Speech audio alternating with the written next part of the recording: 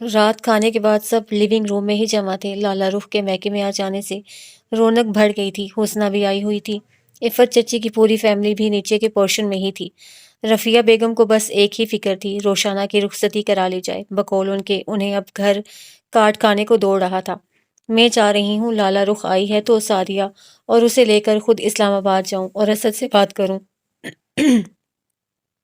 سوچنے کی بات ہے امی، اسد ماموں اس رخصتی میں ٹال مٹول سے کام لے رہے ہیں، کہیں چاچو کی نئے سرے سے انکوائری تو نہیں کروا لی انہوں نے؟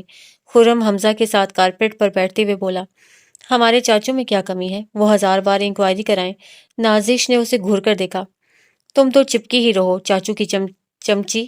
خرم نے جواباً اسے آنکھیں دکھائیں، اچھا بس اب تم دونوں لڑنے بھیڑنے نہ بیٹھ جانا، ادھر ذرا کام کی باتیں کرنے بیٹھے، ادھر تم لوگوں کی بیتو کی باتیں شروع ہو جاتی ہیں۔ رفیہ بیگم نے خرم کو جھڑکا، پھر لالا رخ سے بولی، تم کتنے دن یہاں رہو گی یا جاؤ گی؟ جی ابھی تو رہوں گی، آپ اسلام آباد جانے کا پروگرام بنا لیجئے۔ لالا رخ نے سادہ سے لہجے میں جواب دیا۔ طلال نے خاصی جائزہ لیتی نگاہوں سے اس کی طرف دیکھا تھا۔ اس کے چہرے پر کچھ کھوجنا چاہا مگر وہ بہت اطمینان سے بیٹھی تھی، جیسے جانے کی کوئی جلدی نہ ہو، اور یہی اطمینان اس کے لیے پریشان کن تھا۔ میں چاہ رہی ہوں جلد از جلد روشانہ کو رخصت کروا لوں۔ تمہارے جانے کے بعد تو گھر بالکل خالی ہو گیا ہے، اور اب نازش کی بھی شادی ہو جائے گی۔ روشانہ آ جائے تو کچھ رونق ہو جائے۔ صرف روشانہ ہی کیوں دادی جان، اس کی بہن کو بھی بلوا لیں تو اور زیادہ رونق ہو جائے گی، خرم نے دبی زبان میں کہا، جسے سعدیہ بھابی اور روبی ہی سن سکی تھیں۔ نہیں، ابھی زیادہ رونق کی ضرورت نہیں ہے، ہمارے لیے روشانہ ہی بہت ہوگی۔ روبی بھابی عادت کے مطابق بولے بنا نہ رہ سکیں۔ آپ تو ہیں ہی ظالم سماج، ادھر جاذب بھائی سے پوچھئے، آپ کے نہ ہونے پر کیسے اجاڑ ویران پھرتے ہیں جیسے صحرائی عاشق۔ ہائے سچ، یہ بات تم نے مجھے پہلے کیوں نہ بتائی؟ روبی بھابی کا دل خوشی سے جھوم اٹھا۔ جاذب نے ادھر خرم کو آنکھیں دکھائیں، کس نے تمہیں یہ ڈس انفارمیشن دی ہے؟ میں تو ایسے لمحات کا انتظار کرتا ہوں جب یہ اپنے میکے سدھاریں، مگر حسرت ہی رہی کہ تنہائی کے ایسے حسین لمحات کبھی مجھ بد نصیب کو میسر آ سکے۔ خرم کا کہا خاصا برجستہ اور روبی بھابی کا دل ادھیڑنے والا تھا۔ وہ جاذب کو شاکی نظروں سے دیکھ کر رہ گئی تھیں۔ سچ کہہ رہا ہوں، جاذب نے انتہائی مسکین صورت بنا لی۔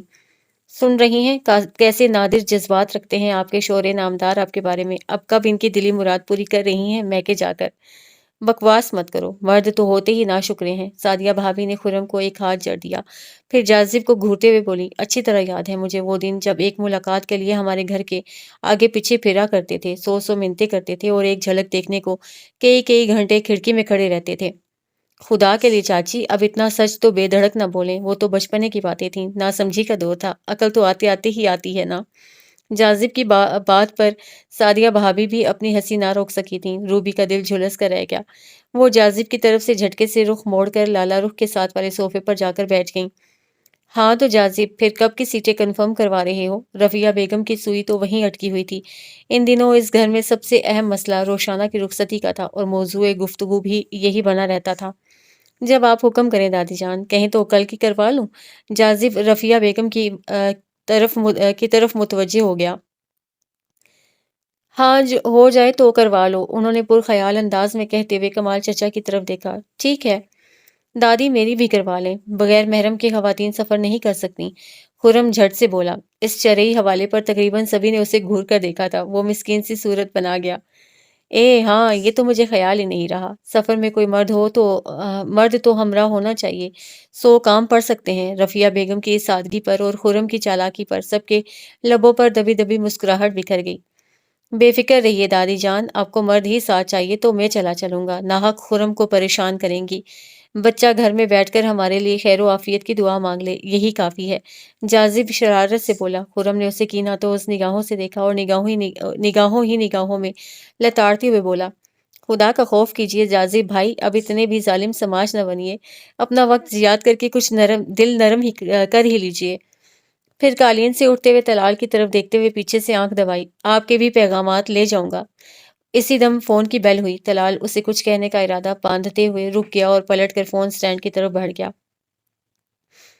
روشانہ کو خبر ہوئی کہ اس کی سسرال سے یعنی سعدیہ پھپھو کے ساتھ ان کی ساس اور لالا رخ بھی اسلام آباد آنا چاہ رہی ہیں اس کی رخصتی کے سلسلے میں اس کے باپ پر دباؤ ڈالنے کو۔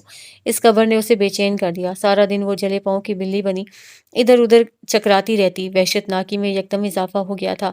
آنے والے لمحات کا خوف بری طرح طاری ہو گیا تھا۔ رات ہمت کر کے اسے لالا رخ سے بات کر لینے کی ٹھان لی۔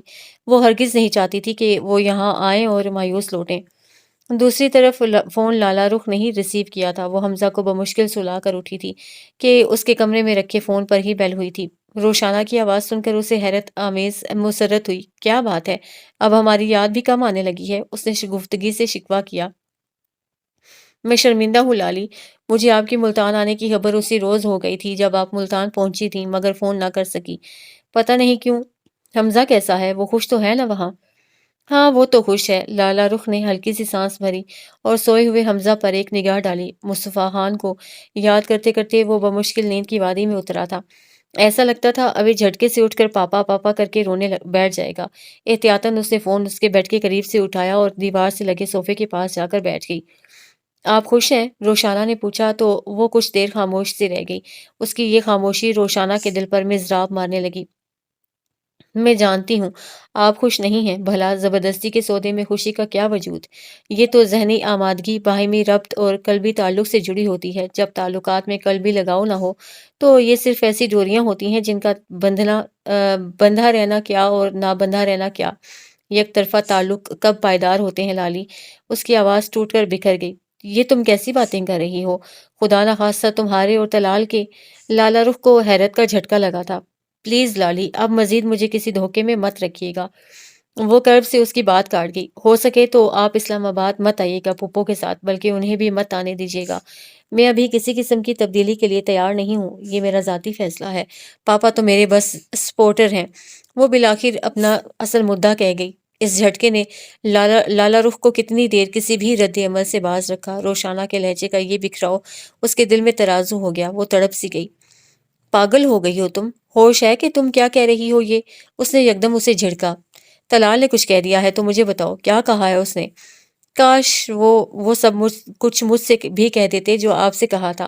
وہ افسردگی اور دل گرفتگی سے ہنستی، پھر لب بھینچ کر آنسو پینے کی کوشش کرتے ہوئے بولی، آپ مصطفیٰ خان سے شادی پر راضی نہیں تھیں تو حامی کیوں بھر لی؟ کیوں شادی کی آپ نے ان سے؟ روشی کیا ہو گیا ہے تمہیں؟ یہ کیسی باتیں کر رہی ہو؟ کیوں پوچھ رہی ہو یہ سب؟ اب ان باتوں کی کوئی حیثیت نہیں۔ یہ بتاؤ کہ نہیں، آپ پہلے میری بات کا جواب دیجیے۔ کیوں آپ نے طلال کے پریشر کو قبول کر لیا؟ زیادہ سے زیادہ آپ کے انکار پر طلال مجھ سے ہر تعلق توڑ دیتے نا، اور اچھا ہی ہوتا لالی کہ غرض پر مبنی یہ تعلق ٹوٹ جاتا۔ یہ زنجیر کسی خوشی کی ضمانت نہیں ہے میرے لیے، محض طلاق کی طرح توق کی طرح میری گردن میں پہنا دی گئی ہے۔ اس سے چھٹکارا مل جاتا۔ کیا یہ احساس مار دینے کو کافی نہیں ہے لالی کہ طلال کے لیے کوئی خوشنما خواب، دمکتا احساس یا حسین تمنا نہیں ہوں، بلکہ محض وہ آلۂ کار تھی جس سے وہ آپ پر دباؤ ڈال سکتا، آپ کو مصطفیٰ خان سے شادی پر مجبور کر سکتا۔ وہ پھوٹ پھوٹ کر رو دی۔ لالا رخ نے اذیت آمیز کرب سے سر صوفے کی پشت پر ٹکا کر زور سے آنکھیں میچ لیں۔ جس کا دھڑکا تھا، جو خوف دامن گیر تھا، وہی ہوا۔ وہ اس بات سے ڈر رہی تھیں کہ کہیں روشانہ کو خبر نہ ہو جائے، طلال کے رویے سے کچھ ظاہر نہ ہو جائے، مگر وہ تو خود اپنے کانوں سے سب سن چکی تھی اور وہ اسے جھٹلا بھی نہیں سکتی تھی۔ محبت میں دھوکہ کھانے کا احساس بہت ذلت آمیز ہوتا ہے، اور لالا رخ کو لگ رہا تھا روشانہ اس احساس سے مر رہی ہے۔ وہ طلال کا دفاع کرنے کی پوزیشن میں بھی نہ تھی۔ وہ نہیں جانتی تھی کہ طلال کے دل میں روشانہ کے لیے کوئی نرم گوشہ ہے یا نہیں۔ جتنی صفاقی کا اس نے مظاہرہ کیا تھا، کیا در حقیقت وہ اندر سے اتنا ہی صفاق ہو گیا ہے؟ اتنا صفاق تو اسے طلال کبھی نہ لگا تھا۔ اس کا یہ روپ تو اس کے لیے بالکل انوکھا اور اذیت ناک تھا۔ اس کی آنکھوں کے نرم گوشے نم ہو گئے۔ روشانہ، میں نے زندگی کو اتنے رنگ میں برتا ہے کہ محبت سے میرا ایمان اٹھ گیا ہے۔ پتہ نہیں محبت کا وجود بھی ہے یا ختم ہو چکا ہے، اور ہم سب محبت کے نام پر بس یوں ہی دھوکہ دیتے رہتے ہیں، خود کو بھی اور دوسروں کو بھی۔ اس نے افسردہ سے سانس کھینچی۔ میں نے تمہیں پہلے ہی کہا تھا، خود کو کبھی محبت کے حوالے مت کرنا۔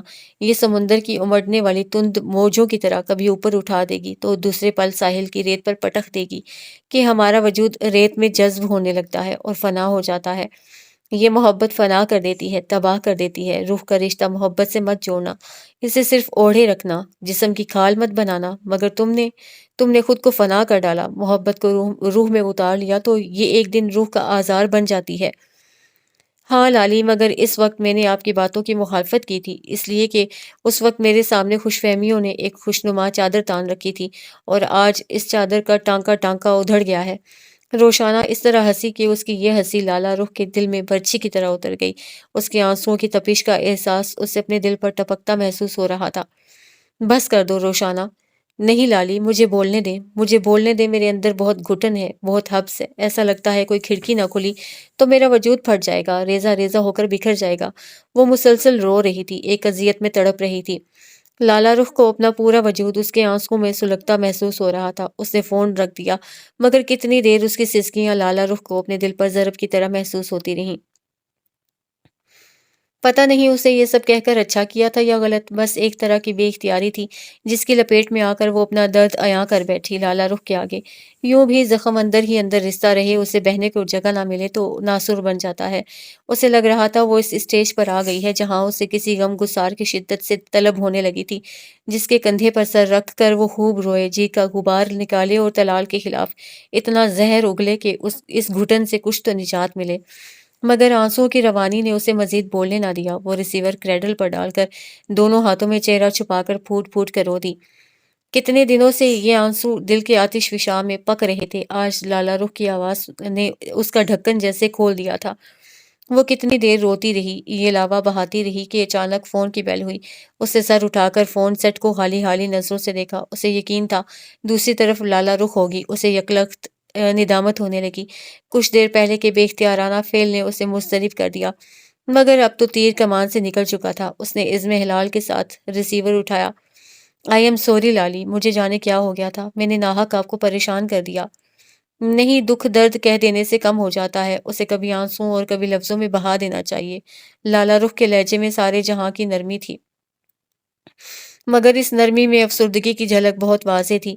میں تمہارا اعتبار نہیں لوٹا سکتی روشانہ، جو طلال نے توڑا ہے، مگر تمہارے آنسو پہنچ سکتی ہوں، مگر پھر بھی خود غرضیانہ سی التجا ہے روشی کہ تم اماں اور سعدیہ بھابھی کو آنے سے مت روکو۔ تمہارا وجود ان کے لیے بہت اہم ہو گیا ہے، تم ان کی تمام خوشیوں کا مرکز ہو۔ طلال نے ان کی مدتوں کی آرزو پوری کی ہے، ان کا سکون لوٹایا ہے، اور یہ آرزو، یہ سکون تم ہو روشی۔ لالی، روشانہ کرب سے رو پڑی۔ پلیز روشانہ، میں بہت خود غرض ہوں، یا شاید ہم انسان ہوتے ہی خود غرض ہیں، مطلب پرست ہیں، اپنی غرض میں لپٹے دوسروں کے آگے دامن پھیلا کر انہیں خالی کر ڈالتے ہیں۔ میں جانتی ہوں تمہارے ہاتھوں میں کچھ نہیں ہے ہمارے دامن میں ڈالنے کو۔ سمجھوتا اسی کو کہتے ہیں، اسی کا نام سمجھوتا ہے، بنجر صحرا جیسا۔ یہ تو سراسر جھوٹی اور منافقانہ زندگی ہے لالی، روشانہ کرب سے چیخ پڑی۔ نہیں لالی، میرے اندر آپ جتنا ضبط اور برداشت نہیں ہے، آپ کے راستوں پر تو مصطفیٰ خان اپنی بے لوث محبت کے پھول بچھائے کھڑا ہے۔ یہ تسلی تو ہے کہ آپ کسی کے لیے خاص ہیں، کسی کے دل میں بس رہی ہیں، کسی کے دل میں جی رہی ہیں۔ یہ احساس زندہ رہنے کو بہت ہے لالی، مگر میرے پاس ایسا کوئی فخر نہیں ہے۔ اس کی آواز میں اس کے دل کی شکستگی در آئی تھی۔ لالا رخ نے اذیت آمیزی سے لب بھینچ لیے۔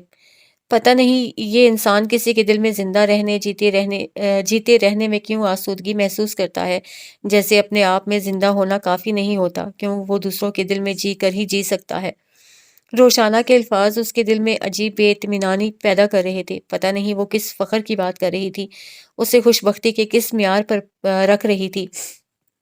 وہ تو خود کو بے ٹھکانہ آنسو کی طرح مضطرب خیال کر رہی تھی، جو وحشت ناکی میں خود کوئی مقام ڈھونڈ رہا ہو۔ کیا مصطفیٰ خان ہی اس کا نجات دہندہ ہے؟ کیا یہ چاہے جانے کا احساس اسے مطمئن کر سکتا ہے؟ اگر ایسا ہے تو عورت صرف چاہے جانے کے احساس سے شانت کیوں نہیں ہو جاتی؟ سارا فساد کیوں ہے یہ؟ چاہنے کا روگ کیوں لگاتی ہے؟ پانے اور سب کچھ نچھاور کرنے کے غم میں کیوں مری جاتی ہے؟ اس کے اندر کا ٹھاٹھے مارتا دریا سکون کیوں نہیں پاتا؟ روشانہ نے رابطہ منقطع کر دیا تھا، وہ سمجھوتا نہیں کر سکتی تھی۔ ہاں، محبت میں سمجھوتا نہیں ہوتا، محبت میں صرف محبت ہوتی ہے، تیسرا کوئی راستہ نہیں ہوتا۔ وہ چاہنے اور چاہے جانے کے احساس سے زندہ رہنا چاہتی تھی، اور یک طرفہ سفر تو یوں بھی جلد یا بدیر تھکا ڈالتا ہے۔ اس نے بھی ڈھیلے ہاتھوں سے ریسیور کریڈل پر ڈال دیا۔ طلال کے آگے چند لمحوں کے لیے پوری کائنات ڈول گئی تھی۔ وہ اتفاق سے ایکسٹینشن پر ان دونوں کی گفتگو سن چکا تھا۔ جب وہ لابی میں آیا تو فون کی گھنٹی بجنے لگی۔ اس کے اٹھانے کے ساتھ ہی اپنے کمرے میں لالا رخ نے بھی ریسیور اٹھا لیا تھا۔ دوسری طرف روشانہ کی آواز سن کر چاہنے کے باوجود وہ فون نہ رکھ سکا۔ اس کے اندر کا چور، وحشت اور کئی دنوں کا اضطراب اسے ان دونوں کی گفتگو سننے پر مجبور کر گیا تھا۔ روشانہ کی سسکیاں، اس کے جملے اس کے حواس کو ٹھٹرا کر رکھ گئے تھے۔ اسے اپنا دماغ معاف ہوتا محسوس ہونے لگا۔ اس صورتحال کا تو اس کے پاس تصور بھی نہ تھا کہ روشانہ اسد اس کے اور لالا رخ کے درمیان ہونے والی ساری گفتگو سن چکی ہے اور اس سے اس حد تک بدگمان ہو گئی ہے۔ اس کا اعتبار بری طرح کرچی کرچی ہوا ہے۔ وہ یکدم خود کو اس سارے منظر میں انتہائی بے بس اور لاچار محسوس کرنے لگا۔ ریسیور کریڈل پر ڈال کر اذیت کے عالم میں ہونٹ باہم بھینچ کر سامنے دیوار کو گھورنے لگا۔ سچ کہتے ہیں کہنے والے کہ کچھ لوگوں کی خوشیاں پیڑ پر بیٹھے پرندوں کی مانند ہوتی ہیں۔ نہیں معلوم پرندہ کب اڑ جائے اور پیڑ کو داغے جدائی دے جائے۔ کیا وہ اس سفر میں خالی ہاتھ رہ جائے گا؟ اس کے جذبے صادق تھے، اتنے ہی جتنا آفتاب کا مشرق سے نکلنا اور مغرب میں غروب ہونا، صبح کو پو کا پھٹنا اور رات کا اندھیری ہونا۔ مگر حالات اسے اس موڑ پر لے آئے تھے کہ وہ کیسے اس کی صداقت پر یقین لائے گی۔ وہ یقین جو اس کی ایک غلطی سے کسی کانچ کے گلدان کی طرح اس کے ہاتھ سے یوں پھسلا تھا کہ کرچی کرچی ہو کر رہ گیا تھا۔ اس نے دروازہ کھولا اور کمرے سے باہر نکل آیا۔ اسے شدید حبس کا احساس ہونے لگا تھا۔ زندگی کی راہوں میں بارہا یہ دیکھا ہے، صرف سن نہیں رکھا، خود بھی آزمایا ہے۔ اس طرح کی باتوں سے، منزلوں سے پہلے بھی لوگ روٹھ جاتے ہیں۔ یہ تمہیں بتا دوں میں، چاہتوں کے رشتے میں پھر گرا نہیں لگتی، لگ بھی جائے تو اس میں وہ کشش نہیں ہوتی۔ ایک پھیکا پھیکا سا رابطہ تو ہوتا ہے، تازگی نہیں رہتی، روح کے تعلق میں زندگی نہیں رہتی، بات وہ نہیں رہتی۔ اس کے اندر ایک وحشت ناک شور بپا تھا اور وہ اس شور کو دبانے کی شعوری کوشش کرنے لگا۔ ناشتے کی میز پر لالا رخ نے رفیہ بیگم کو اسلام آباد جانے سے منع کر دیا۔ کیوں؟ رفیہ بیگم کے اس سوال میں سب کی حیرت اور سوال چھپا تھا، سوائے طلال کے۔ وہ نظریں چرا کر چائے کی چسکیاں بھرنے لگا۔ کل میری روشانہ سے فون پر تفصیل سے بات ہو چکی ہے، وہ چائے کا مگ پرچ پر رکھتے ہوئے بولی۔ پھر ایک گہری سانس کھینچ کر رفیہ بیگم کی سوالیہ نگاہوں کو دیکھا۔ امی، آخر لڑکیاں بھیڑ بکریاں تو نہیں ہیں نا کہ جہاں اور جب دل چاہے جس کونٹے سے چاہے انہیں باندھ دیں؟ آخر ان کی اپنی تسلی و تشفی بھی ہونی چاہیے، ان کی مرضی اور خواہش کا بھی دخل ہونا چاہیے۔ وہ اگر ذہنی طور پر ابھی تیار نہیں ہے تو ہمیں کوئی حق نہیں پہنچتا کہ اس پر دباؤ ڈالیں۔ تلخی سے کہتے ہوئے اس نے طلال کی طرف دیکھا جو جھٹکے سے کرسی دھکیل کر کھڑا ہو گیا تھا۔ امی، لالی ٹھیک کہہ رہی ہے، اگر وہ ذہنی طور پر تیار نہیں ہے تو اسے مجبور نہ کیا جائے۔ اس کی تسلی اگر یوں ہی ہو رہی ہے تو اس خیال کو چھوڑ ہی دیجیے۔ وہ یہ کہہ کر پلٹا اور کی بورڈ سے اپنی گاڑی کی چابی نکالنے لگا۔ لالا رخ شکوہ کناں نظروں سے اسے دیکھ کر رہ گئی۔ ایک رنج کی لہر اندر سے اٹھی اور اندر ہی دم توڑ گئی۔ حالات اس نہج پر آ جائیں گے اس کا تو گمان بھی نہ تھا۔ وہ اٹھ کر اس کے پیچھے چلی آئی۔ وہ اپنے کمرے میں جا کر بریف کیس کھولے جانے کیا تلاش کر رہا تھا، پھر اٹھ کر ٹیبل سے رسٹ واچ اٹھا کر کلائی میں باندھتے ہوئے یوں ہی لالا رخ پر نظر ڈالی جو دروازے پر کھڑی اسے شکایتی نظروں سے دیکھ رہی تھی۔ پوچھو گے نہیں کہ وہ کیوں ذہنی طور پر اپسیٹ ہے اور اس رخصتی سے کیوں فرار چاہ رہی ہے؟ وہ اس کی اٹھنے والی نگاہوں کو گرفت میں لیتے ہوئے قدرے ناراضگی سے گویا ہوئی۔ پوچھنے کا کوئی فائدہ نہیں، اس لیے نہیں ہے کہ اس کی ذہنی پریشانی اور ڈسٹربنس کا میرے پاس کوئی حل نہیں ہے۔ طلال، خدا کے لیے اتنے ظالم تو مت بنو کہ مجھے ماضی کے اس طلال پر رشک ہونے لگے کہ جو کبھی ایک حساس اور نرم دل شخص رہا تھا، جس کے سینے میں پتھر نہیں دل تھا۔ وہ کھٹاک سے بریف کیس بند کرتا ہوا بیڈ سے اٹھ کھڑا ہوا۔ کیا ظلم کیا ہے میں نے؟ کون سے مظالم ڈھا دیے میں نے؟ صرف ایک ہی خطا کی ہے نا، جس کا سلسلہ اب تک چلتا رہا ہے، اور وہ خطا ہے تانیہ سے شادی نہ کرنے کی۔ یہیں سے میں نے غلطی کی اور اب سارے کردہ نہ کردہ قصور میری جھولی میں ڈالتی آ رہی ہو تم۔ وہ آخری جملہ کہتے ہوئے افسردگی سے ہنس دیا۔ لالا رخ کے دل میں تیر سا اتر گیا تھا۔ تانیہ کا یہاں کیا ذکر؟ میں روشانہ کی بات کر رہی ہوں۔ جانتے ہو وہ جیسے جی مر رہی ہے، تمہارے لفظوں کے کوڑے اس کی روح پر کس بری طرح برسے ہیں کہ وہ بکھر گئی ہے، بری طرح سے بکھر گئی ہے طلال۔ شدت کرب سے وہ رو دی۔ طلال لب بھیج کر اسے دیکھ کر رہ گیا۔ اس کا اعتبار ریزہ ریزہ ہو گیا ہے طلال، اس نے تم سے دل کا رشتہ جوڑا ہے، محبت کی ہے تم سے، اور جانتے ہو محبت میں دھوکہ کھانے کا احساس کتنا تکلیف دہ ہوتا ہے۔ میں نے اسے کوئی دھوکہ نہیں دیا لالی، وہ آہستگی سے کہتے ہوئے رخ موڑ کر بریف کیس اٹھانے لگا۔ دھوکہ نہیں دیا تو پھر یہ سب کیا ہے جو تم نے اس کے ساتھ کیا ہے، میرے ساتھ کیا ہے؟ لالا رخ نے سلگ کر اس کے بریف کیس پر اپنے دونوں ہاتھ رکھ کر اسے تپتی نگاہوں سے دیکھا۔ اس کے سارے کومپل کومپل خوابوں کو نوچ کر کہتے ہو میں نے کوئی دھوکہ نہیں کیا؟ پھر دھوکہ دینا کسے کہتے ہیں؟ اتنی آسانی سے چھوڑنے کو تیار تھے؟ اسے محض اس لیے اس رشتے میں باندھا کہ مجھ پر دباؤ ڈال سکو۔ یہ سب دھوکہ دہی نہیں ہے تو کیا ہے؟ تمہاری لغت میں اسے کیا کہتے ہیں؟ وہ طنز سے ہنسی۔ طلال شدید ترین بے بسی محسوس کر کے رہ گیا۔ مجھے شاید محبت کرنا آتی ہی نہیں ہے، مجھ جیسا شخص شاید محبت کے لیے پیدا ہی نہیں ہوا۔ وہ خود آزادی کسی کیفیت میں آ گیا۔ اس کی آنکھوں کی ویران دریچوں میں سرد سی خاموشی سمٹ آئی۔ لالا رخ نے تڑپ کر اس کی طرف دیکھا۔ بہرحال اگر وہ آزاد ہونا چاہتی ہے تو میں اس کو اس رشتے میں بندھے رہنے پر مجبور نہیں کروں گا۔ اسے کہہ دینا وہ جو فیصلہ کرنا چاہے کر لے، میں اس کے کسی بھی فیصلے کی راہ میں رکاوٹ نہیں بنوں گا۔ ایک گہری سانس کھینچتے ہوئے وہ اسی سرد سی کیفیت میں بولا اور نرمی سے بریف کیس اس کے ہاتھ کی گرفت سے نکال کر دروازے سے باہر نکل گیا۔ لالا رخ رنج سے شک دل لیے کھڑی رہ گئی۔ اسے اپنے دماغ کے سب راستے بند ہوتے محسوس ہو رہے تھے، اعصاب کھچے ہوئے لگ رہے تھے۔ ایسا لگ رہا تھا کسی بھی پل یہ اکڑے ہوئے تاروں کی طرح کھٹ سے ٹوٹ جائیں گے۔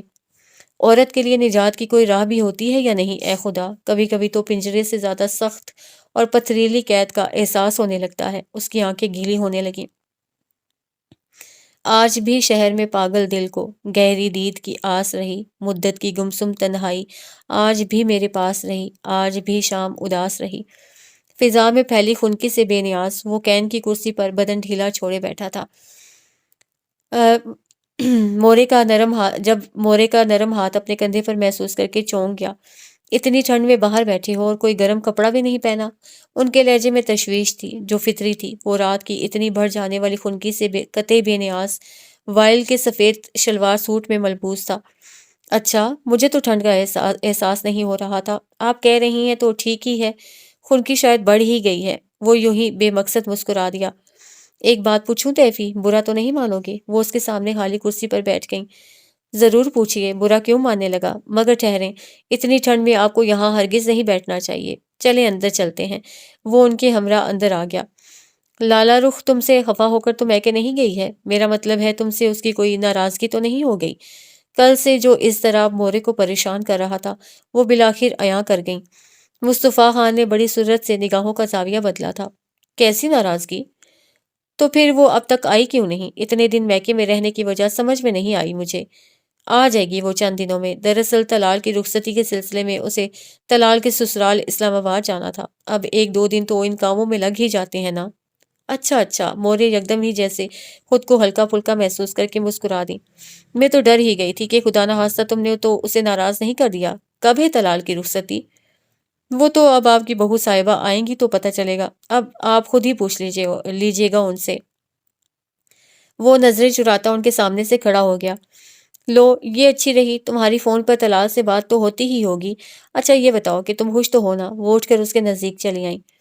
آپ کو ناخوش دکھائی دیتا ہوں؟ جواباً وہ ہلکے سے مسکرایا، پھر ان کے ہاتھ تھام کر تسلی بھرے انداز میں دباتے ہوئے بولا، بہت خوش ہوں۔ آپ اور آقا جان کو خوش اور مطمئن دیکھ کر یہ خوشی بڑھ جاتی ہے۔ پگلے، ہم دونوں تو تجھے خوش اور آباد دیکھ کر پھر سے زندہ ہو گئے ہیں۔ مورے نے اس کا ہاتھ اپنے لبوں سے لگا کر ممتا بھرے احساس سے چوم لیا۔ مصطفیٰ کے لبوں سے بے اختیار ایک گہری سانس آزاد ہو گئی۔ ایک ضرب پڑی تھی دل پر، تاہم وہ یوں ہی دھیرے سے مسکرا دیا۔ چلیں اب جا کر سو جائیں۔ سونے کی ہی کوشش کر رہی تھی، بس حمزہ اور لالا رخ کی بڑی یاد ستانے لگی۔ سنو، صبح میری ان دونوں سے ٹیلی فون پر بات کروا دینا، اور ہاں تم ابھی جا کر ذرا اپنے آقا جان کی طبیعت پوچھ لو۔ صبح سے تمہیں یاد کر رہے تھے، ان کی طبیعت کچھ ٹھیک نہیں لگ رہی تھی مجھے۔ کیوں، کیا ہوا انہیں؟ وہ پریشان ہو گیا۔ تمہیں تو پتہ ہے وہ اپنی کسی بھی بیماری کا بتاتے نہیں ہیں۔ شہباز کو فون پر کچھ کہہ تو رہے تھے، میں گئی تو وہ بات بدل گئے۔ تم ذرا ان کی طرف جاؤ، اور اگر وہ تمہارے ساتھ ادھر آ جائیں تو انہیں راضی کر کے اسی پورشن میں لے آنا۔ ایک تو ضدی بڑے ہیں بھائی صاحب۔ مصطفیٰ خان اسی وقت آقا جان کے پورشن کی طرف چلا گیا، جبکہ موری مصطفیٰ کے کمرے میں آ گئیں اور لالا رخ اور اس کی شادی کی تصویریں دیکھنے لگیں۔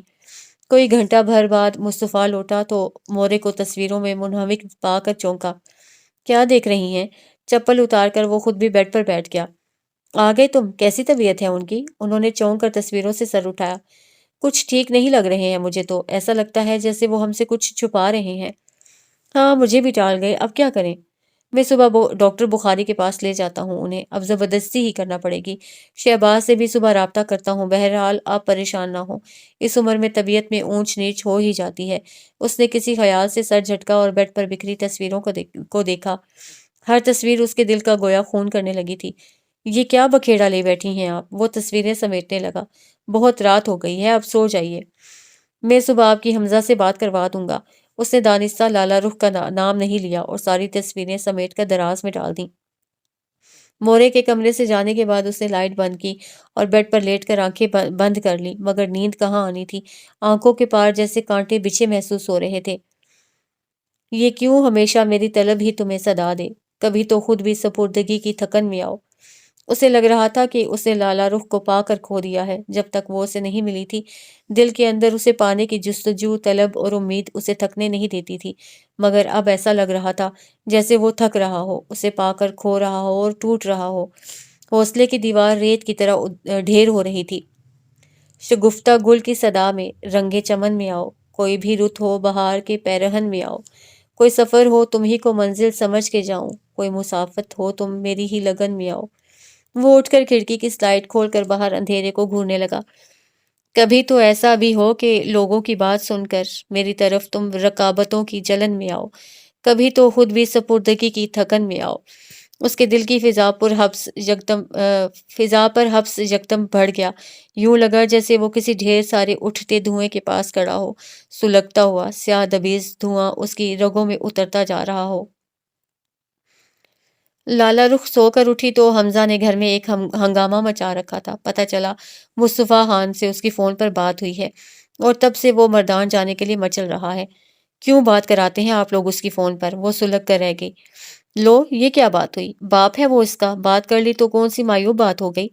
रफिया बेगम को उसका बेवजह चिढ़ना सख्त खला था, बल्कि उन्हें तो उसका यूं मैके में पड़ा रहना भी अब तशवीश में मुब्तला कर रहा था।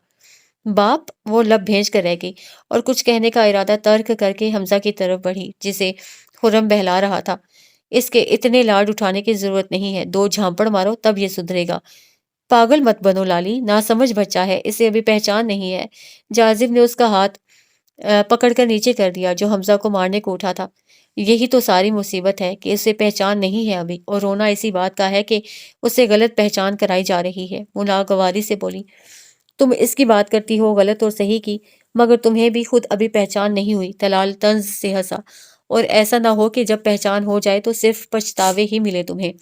खुदा ना करे, कैसी बदफाल मुंह से निकाल रही हो। सादिया भाभी ने तड़प कर तलाल को घूरा, मगर वो वहां रुका ही कब था। लाला रुख उसे फकत नागवारी से देख कर रह गई थी। खुर्रम हमजा को उठाए बाहर निकल गया था। लो, चाय पी लो, ठंडी हो रही है। सादिया भाभी ने नरमी से उसके कंधे को थपका। बच्चा है और बच्चे जिद ही करते हैं। तुम इतना टेंशन मत लो। और ये तो खुशी और तमानियत की बात है कि वो मुस्तफ़ा से इतना अटैच हो गया है। हमारी समझ में नहीं आता कि तुम इस बात पर इतनी नाखुश क्यों होती हो। जिसके ज़हनो दिल में सिर्फ हफ्स और घुटन हो और इस घुटन को निकलने का रास्ता ना मिल रहा हो, तो ज़हन बंद हो जाता है। और यूं समझ लें कि मेरा ज़हन भी बंद हो चुका है। मेरी समझ में इतना भी नहीं आ रहा कि मुझे ज़िंदगी किस अंदाज और किस ढब से गुजारनी चाहिए। वो चाय का मग लबों से हटाकर तल्खी से बोली, तो हब्स को निकल जाने दो, क्यों उसके आगे दीवार खड़ी कर रखी है। सादिया भाभी की बात अधूरी रह गई। फ़ोन की बेल होने लगी। अगर मुस्तफ़ा खान का हो तो कह दीजिएगा, मैं अभी तक सो रही हूँ। लाला रुख जल्दी से बोली। मगर फ़ोन मुस्तफ़ा खान का नहीं था। सादिया भाभी कह रही थी उसकी किसी फ्रेंड का है। उसने रिसीवर उसी की तरफ बढ़ा दिया और अपना मग उठाकर वहां से चली गई। लाला रुख ने रिसीवर संभाला। दूसरी तरफ तानिया थी, जो उसे पार्क में आने पर इसरार कर रही थी। पहले तो लाला रुख ने इनकार का सोचा, मगर ये सोचकर इनकार ना कर सकी कि ये जहन इस कदर प्रागंदा हो रहा है। शायद बाहर की हवा और तानिया से इधर उधर की बातें करके कुछ आराम मिल जाए। यूं भी आजकल वो अपनी सोचों से फरार चाह रही थी, वो सोचें जो उसे तन्हाई में घेर लेती थीं। ठीक है, तुम पहुंचो, मैं आती हूँ। जनाब, मैं पार्क में ही हूँ और अपने मोबाइल पर आपसे बात कर रही हूँ। पता नहीं आज मेरा दिल क्यों घबरा रहा था, इसलिए पार्क में चली आई।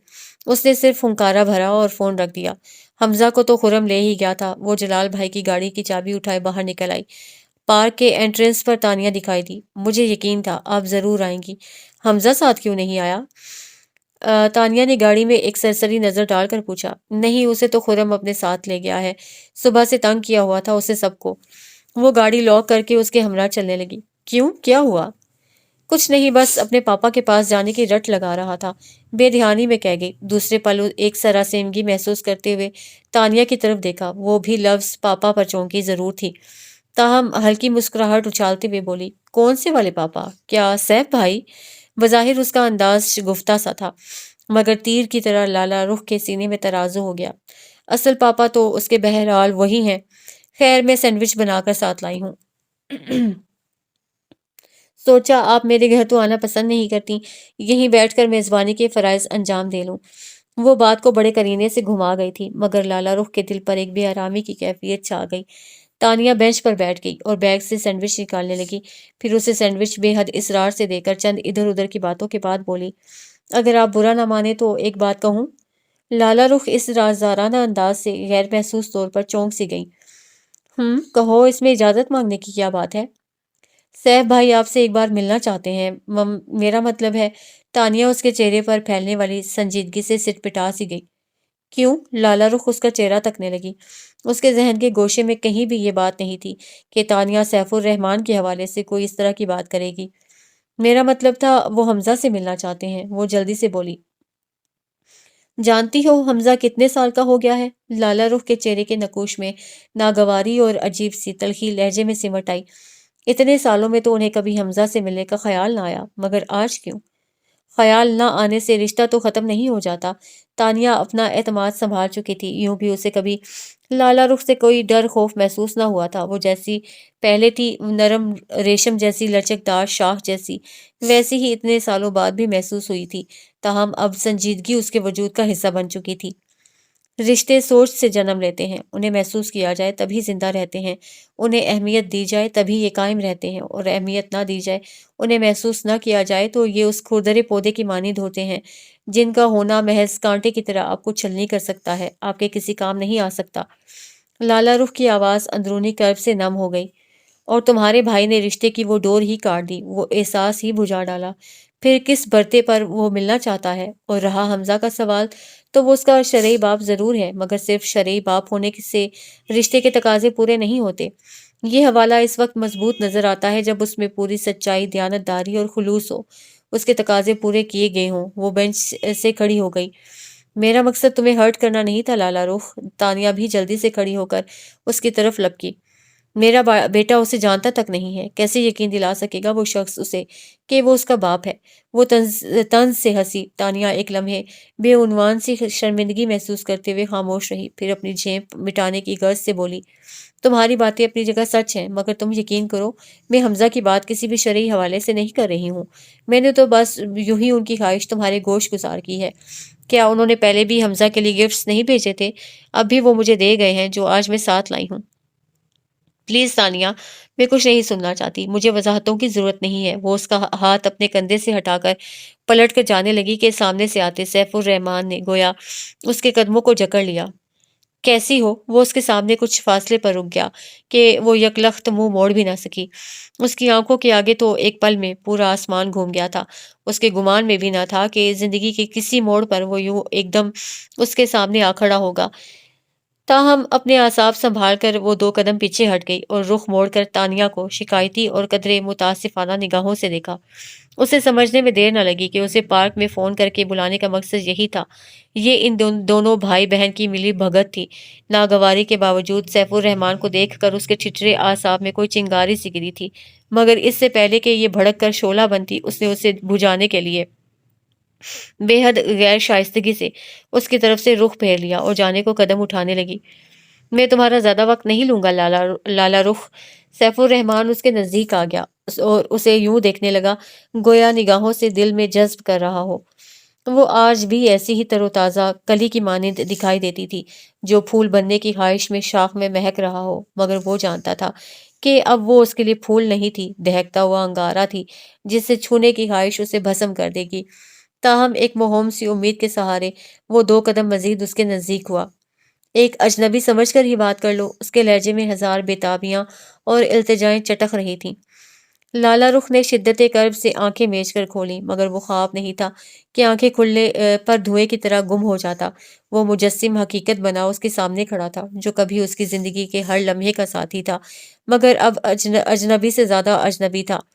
میں اجنبیوں سے بات کرنا پسند نہیں کرتی، شاید آپ میری اس عادت سے واقف ہی ہوں گے، وہ رکھائی سے بولی۔ دو اجنبی جب ملتے ہیں پھر اجنبی نہیں رہتے، وہ جلدی سے بولا۔ پلیز سیف صاحب، میرے راستے سے ہٹ جائیے، آپ میرے لیے صرف اجنبی ہی ہیں، نامحرم بھی ہیں۔ ہمارے درمیان صرف اجنبیت کا ہی نہیں، شاید بیزاری اور نفرت کا رشتہ بھی ہے۔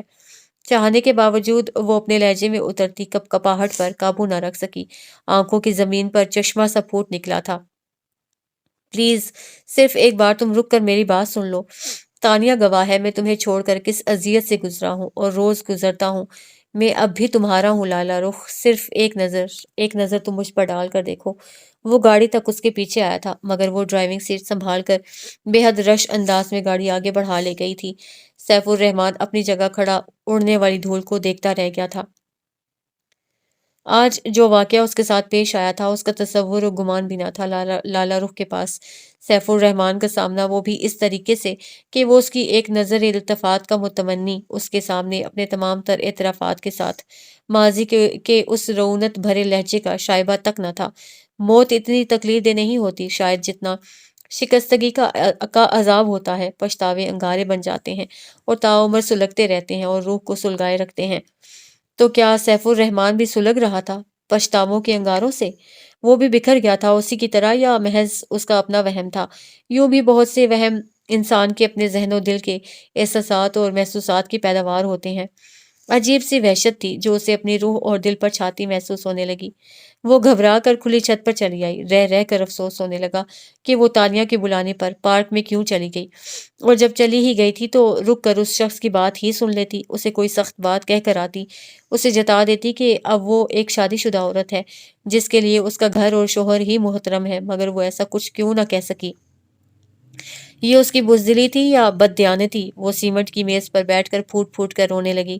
ساری رات اسی ادھیڑ بن میں گزری کہ صبح ہی صبح وہ تانیہ کو فون کر کے اسے برا بھلا کہے گی اور صاف لفظوں میں اسے کہہ دے گی کہ آئندہ وہ اسے ملنے یا فون کرنے کی کوشش نہ کرے، مگر صبح اسے موقع نہ ملا۔ اس کا دیور مجتبیٰ اسے لینے کی غرض سے چلا آیا تھا۔ پتہ چلا آقا جان کی طبیعت خراب ہو گئی ہے اور وہ ہسپتال میں داخل ہو گئے ہیں اور لالا رخ سے ملنے کی انہوں نے خواہش ظاہر کی ہے۔ کیا کرو گی، جاؤ گی؟ طلال نے اسے پوچھا تھا۔ ہاں، تمہارے جتنی شفاق اور بے رحم تو بہرحال نہیں ہوں۔ رشتوں کی بندھی ڈور میں خود کو لاکھ قید اور بے آرام محسوس کروں، مگر انہیں جھٹکے سے توڑ نہیں سکتی۔ اس کے لہجے میں کڑواہٹ گھل گئی تھی۔ طلال ایک متاسفانہ نظر سے دیکھ کر رہ گیا۔ سچ کہتے ہیں دانا، آپ لاکھ پاک ہوں تہمت سے بچ نہیں سکتے۔ وہ دل گرفتگی سے مسکرا دیا۔ پاک صاف تم مرد لوگ عمر بھر پاک صاف ہی رہتے ہو، چاہے کسی عورت کی پوری زندگی سے کھیل جاؤ، اس کی ساری حیات بے ثمر کر دو، اچھی پاک بازی ہوتی ہے تم لوگوں کی۔ وہ افسردگی اور دل گرفتگی سے ہنسی اور کپڑے بیگ میں ٹھوسنے لگی۔ آقا جان کی بیماری نے اسے دلی طور پر شوق پہنچایا تھا اور وہ انکار کرنے کی پوزیشن میں نہیں تھی۔ یوں بھی اس کے پاس نہ جانے کا کوئی جواز بھی نہ تھا۔ مجھے فون کر دیتے تو میں طلال کے ساتھ ہی آ جاتی۔ تم نے ناحق تکلیف اٹھائی۔ وہ پہنچے تو وہ پہلی بار مجتبیٰ سے مخاطب ہوئی۔ اس کے لہجے میں ایک بے عنوان شرمندگی تھی۔ تکلیف کی کیا بات ہے بھابھی، آپ ہماری اپنی ہیں، کوئی غیر تو نہیں ہے۔ وہ ایک کندھے پر لالا رخ کا بیگ اٹھائے دوسرے ہاتھ سے حمزہ کو پکڑے ٹیکسی کی طرف بڑھ گیا۔ آپ کے بغیر مورے بہت اداس ہو گئی ہیں، اور حمزہ کے بغیر تو پورا گھر خالی لگ رہا تھا۔ میں تو اسے بہت مس کرتا رہا ہوں۔ اس نے ہم دونوں میں سے کسی کو یاد کیا یا نہیں، مگر وہ چاہنے کے باوجود نہ پوچھ سکی۔ ایک سانس بھر کر ٹیکسی کی آرام دہ سیٹ سے سر ٹکا لیا۔ میں جب آ رہی تھی تب تو آقا جان بالکل ٹھیک تھے، یہ ایک دم انہیں کیا ہو گیا؟ اس کا دھیان آقا جان کی طرف گیا۔ کہاں ٹھیک تھے، بس ان کی عادت ہے، اپنی بیماری اپنا دکھ سب سے چھپاتے پھرتے ہیں۔ جب حالت زیادہ بگڑی تب پتہ چلا۔ شہباز لالا کو رات کو فون پر بتا رہے تھے کہ سینے میں ان کے اکثر درد رہتا ہے۔ یہ تو طیفی بھائی سے شہباز لالا کی بات ہوئی تب پتہ چلا کہ آقا جان کو ہارٹ اٹیک کی شکایت رہتی ہے۔ مورے کو تو گیسٹرک پین کہہ کر ٹال دیتے تھے۔ رات اچانک تیز درد اٹھا تو ہسپتال لے گئے، پتہ چلا 3 نالیاں بلاک ہو چکی ہیں اور فوری آپریشن کی ضرورت ہے، مگر وہ مان کر نہیں دے رہے ہیں۔ تیفی بھائی نے سرجن سے بات تو کی ہے، اب دیکھیں کیا ہوتا ہے۔ مجتبیٰ اسے پوری تفصیل سے آگاہ کرنے لگا۔ اسے انتہائی دکھ ہوا اور یہ سوچ کر سخت ندامت محسوس ہونے لگی کہ اس گھر کی بڑی بہو ہونے کے باوجود ان کی اتنی محبتوں کے ہوتے ہوئے وہ ان کے دکھ کو شیئر نہ کر پائی تھی۔ یوں لا تعلق بن کر بیٹھ گئی تھی، جانے وہ سب لوگ کیا سوچ رہے ہوں گے۔ گو کہ مجتبیٰ کے لہجے یا رویے میں آج بھی اتنی ہی اپنائیت اور شائستگی تھی، مگر بہرحال ان لوگوں کو محسوس تو ہوا ہی ہوگا کہ وہ میکے جا کر وہیں کی ہو کر رہ گئی۔ اف کتنا برا تاثر قائم کر چکی تھی وہ۔ راستے بھر وہ اس ندامت اور خفت کا شکار رہی۔ آپ پہلے گھر چلی جائیے، وہاں سے فریش ہو لیں، پھر ہسپتال چلیں گے۔ مجتبیٰ نے پلٹ کر اس کی رائے لیتے ہوئے اپنا بھی خیال ظاہر کیا۔ مورے کہاں ہیں، گھر پر یا ہسپتال میں؟ وہ اپنے خیالات سے چونک کر نکلی۔ وہ تو ہسپتال میں ہی ہیں، تیفی بھائی اور شہباز لالا بھی صبح تو ادھر ہی تھے، اب پتہ نہیں، ٹھہرے میں معلوم کرتا ہوں۔ وہ جیب سے موبائل نکال کر مصطفیٰ خان کے موبائل پر رابطہ کرنے لگا، پھر پلٹ کر لالا رخ سے بولا، مورے ابھی ہسپتال میں ہی ہیں۔ ہاں تو بس مجھے بھی وہیں لے چلو، مجھے ڈراپ کر کے تم حمزہ کو لے کر گھر چلے جانا۔ اس نے بھی ہسپتال جانا ہی مناسب خیال کیا تھا، کچھ تو ازالہ اسے بھی کرنا تھا۔ ہسپتال کی لمبی سی راہداری میں اسے مصطفیٰ خان ٹہلتا ہوا دکھائی دے گیا، براؤن رنگ کے شلوار سوٹ اور براؤن لیدر کی چپلوں میں ملبوس۔ وہ کسی حد تک مزمحل سا محسوس ہو رہا تھا۔ موبائل پر کسی سے بات کرتے ہوئے لالا رخ کو دیکھ کر ذرا سا چونکا، پھر گفتگو کا سلسلہ منقطع کر کے موبائل جیب میں ڈالتے ہوئے ریلنگ کے پاس ہی رک گیا۔ حمزہ مجتبیٰ کی انگلی چھوڑ کر جس بے تابانہ انداز میں اس کی طرف دوڑا تھا، مصطفیٰ خان کو لگا اس کی رگوں میں دوڑنے والا خون ڈھیروں کے حساب سے بڑھ گیا ہو۔ اس نے اس کی معصومانہ سپردگی کو اپنی پناہوں میں سمیٹ لیا اور فرتے جذبات سے اس کے رخسار کو چوم لیا۔ ایک ٹھنڈک کا احساس گویا سینے کی دیوار پر پھیل کر سمٹا تھا۔ تھکے تھکے قدم اٹھاتی لالا رخ اس سے چند قدموں کے فاصلے پر رک گئی۔ سفر خیریت سے گزرا، کوئی پریشانی تو نہیں ہوئی؟ وہ بے حد رسمی سے انداز میں پوچھنے لگا۔ نہیں، مگر مجھے ٹیلی فون کر دیا ہوتا آپ نے تو میں طلال کے ہمراہ آ جاتی۔ مجتبیٰ کو ناحق اتنی زحمت اٹھانا پڑی۔ فون پر تو تم سے بات تو اس وقت ہوتی نا جب تم جاگ رہی ہوتی۔ شاید میں نے چند دنوں میں تمہیں اتنے رت جگہ دیے تھے کہ وہاں تم نیند ہی پوری کرتی رہیں۔ مصطفیٰ نے حمزہ کو گود سے اتارتے ہوئے اس کی طرف دیکھا اور ہلکے سے مسکرایا۔ کچھ غلط کہا میں نے؟ اس کے جملے کی کاٹ لالا رخ کے اندر تک اتر گئی۔ مورے کہاں ہیں؟ وہ بات کا رخ موڑ گئی۔ آؤ، وہ حمزہ کو تھامے قدم اٹھانے لگا، وہ اس کے پیچھے چلنے لگی۔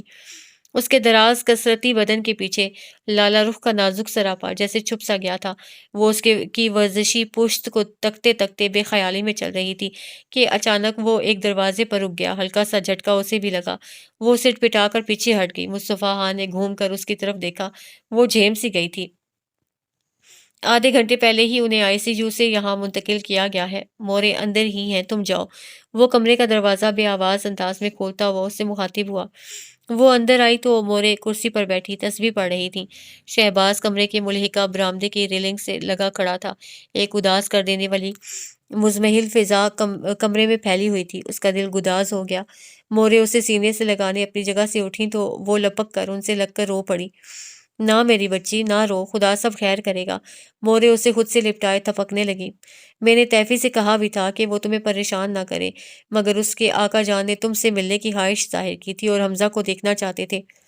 نہیں مورے، اچھا کیا کہ انہوں نے مجھے بلوا لیا، میں خود بھی آنا ہی چاہ رہی تھی، بس کچھ مصروفیت ایسی ہو گئی تھی کہ آ نہ سکی۔ وہ ان سے الگ ہوئی اور نظریں چراتے ہوئے اپنا بھرم رکھنے کی کوشش کی۔ مورے کے مہربان وجود کے سامنے اسے اپنا آپ بے حد حقیر محسوس ہو رہا تھا۔ ڈاکٹرز کیا کہتے ہیں؟ وہ آقا جان پر ایک نظر ڈال کر دل گرفتگی سے بولی۔ آپریشن ضروری ہے، اب دیکھو تیفی نے کل کی ڈیٹ تو لے رکھی ہے سرجن بخاری سے، بس تمہارے آقا جان مان جائیں تو اچھا ہے۔ مورے، میں گھر جا رہا ہوں کچھ دیر کے لیے، کوئی کام ہو تو بتا دیں۔ مصطفیٰ خان نے اندر جھانکا۔ مورے نے اس کی گود میں چڑھے حمزہ کو محبت سے اٹھا لیا اور اس کی پیشانی چومتے ہوئے بولی، ہاں اسے بھی گھر لے جاؤ، تھک گیا ہوگا یہ بھی، اور ہاں لالا رخ کو بھی اپنے ساتھ ہی لے جاؤ، اسے بھی سفر کی تھکان ہوگی۔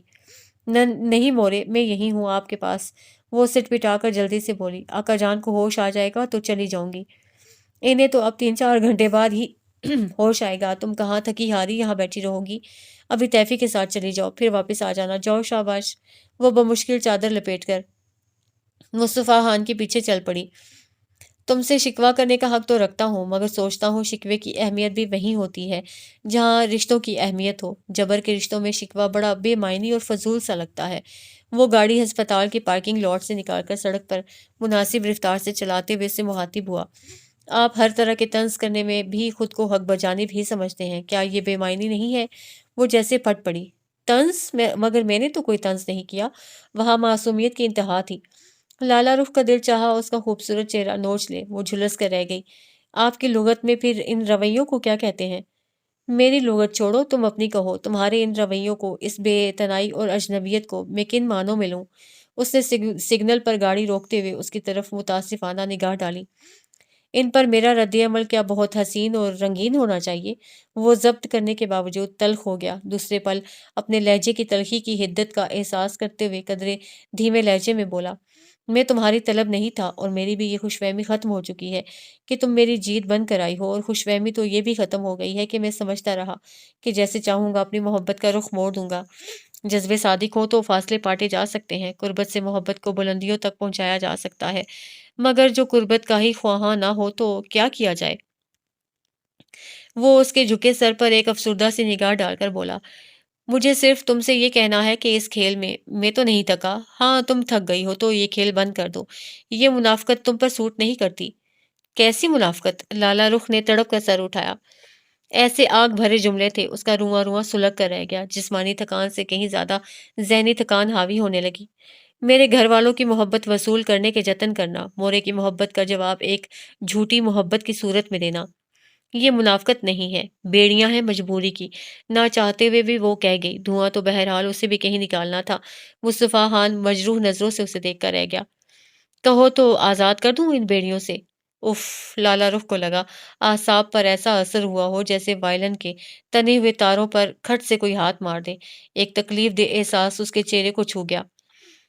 میرے پیش نظر صرف میری اپنی ذات نہیں ہے، عورت تو یوں بھی ہزار رشتوں کی زنجیروں میں جکڑی ہوتی ہے، جہاں اسے ایک عمر تک یہ مغالطہ ہی رہتا ہے کہ یہ زنجیریں اسے سنبھالے ہوئے ہیں، مگر ایک وقت آتا ہے جب یہ شفاف حقیقت اس پر آشکارا ہو جاتی ہے کہ اس کا کمزور وجود ہی دراصل ان زنجیروں کو باہم جکڑے ہوئے ہے۔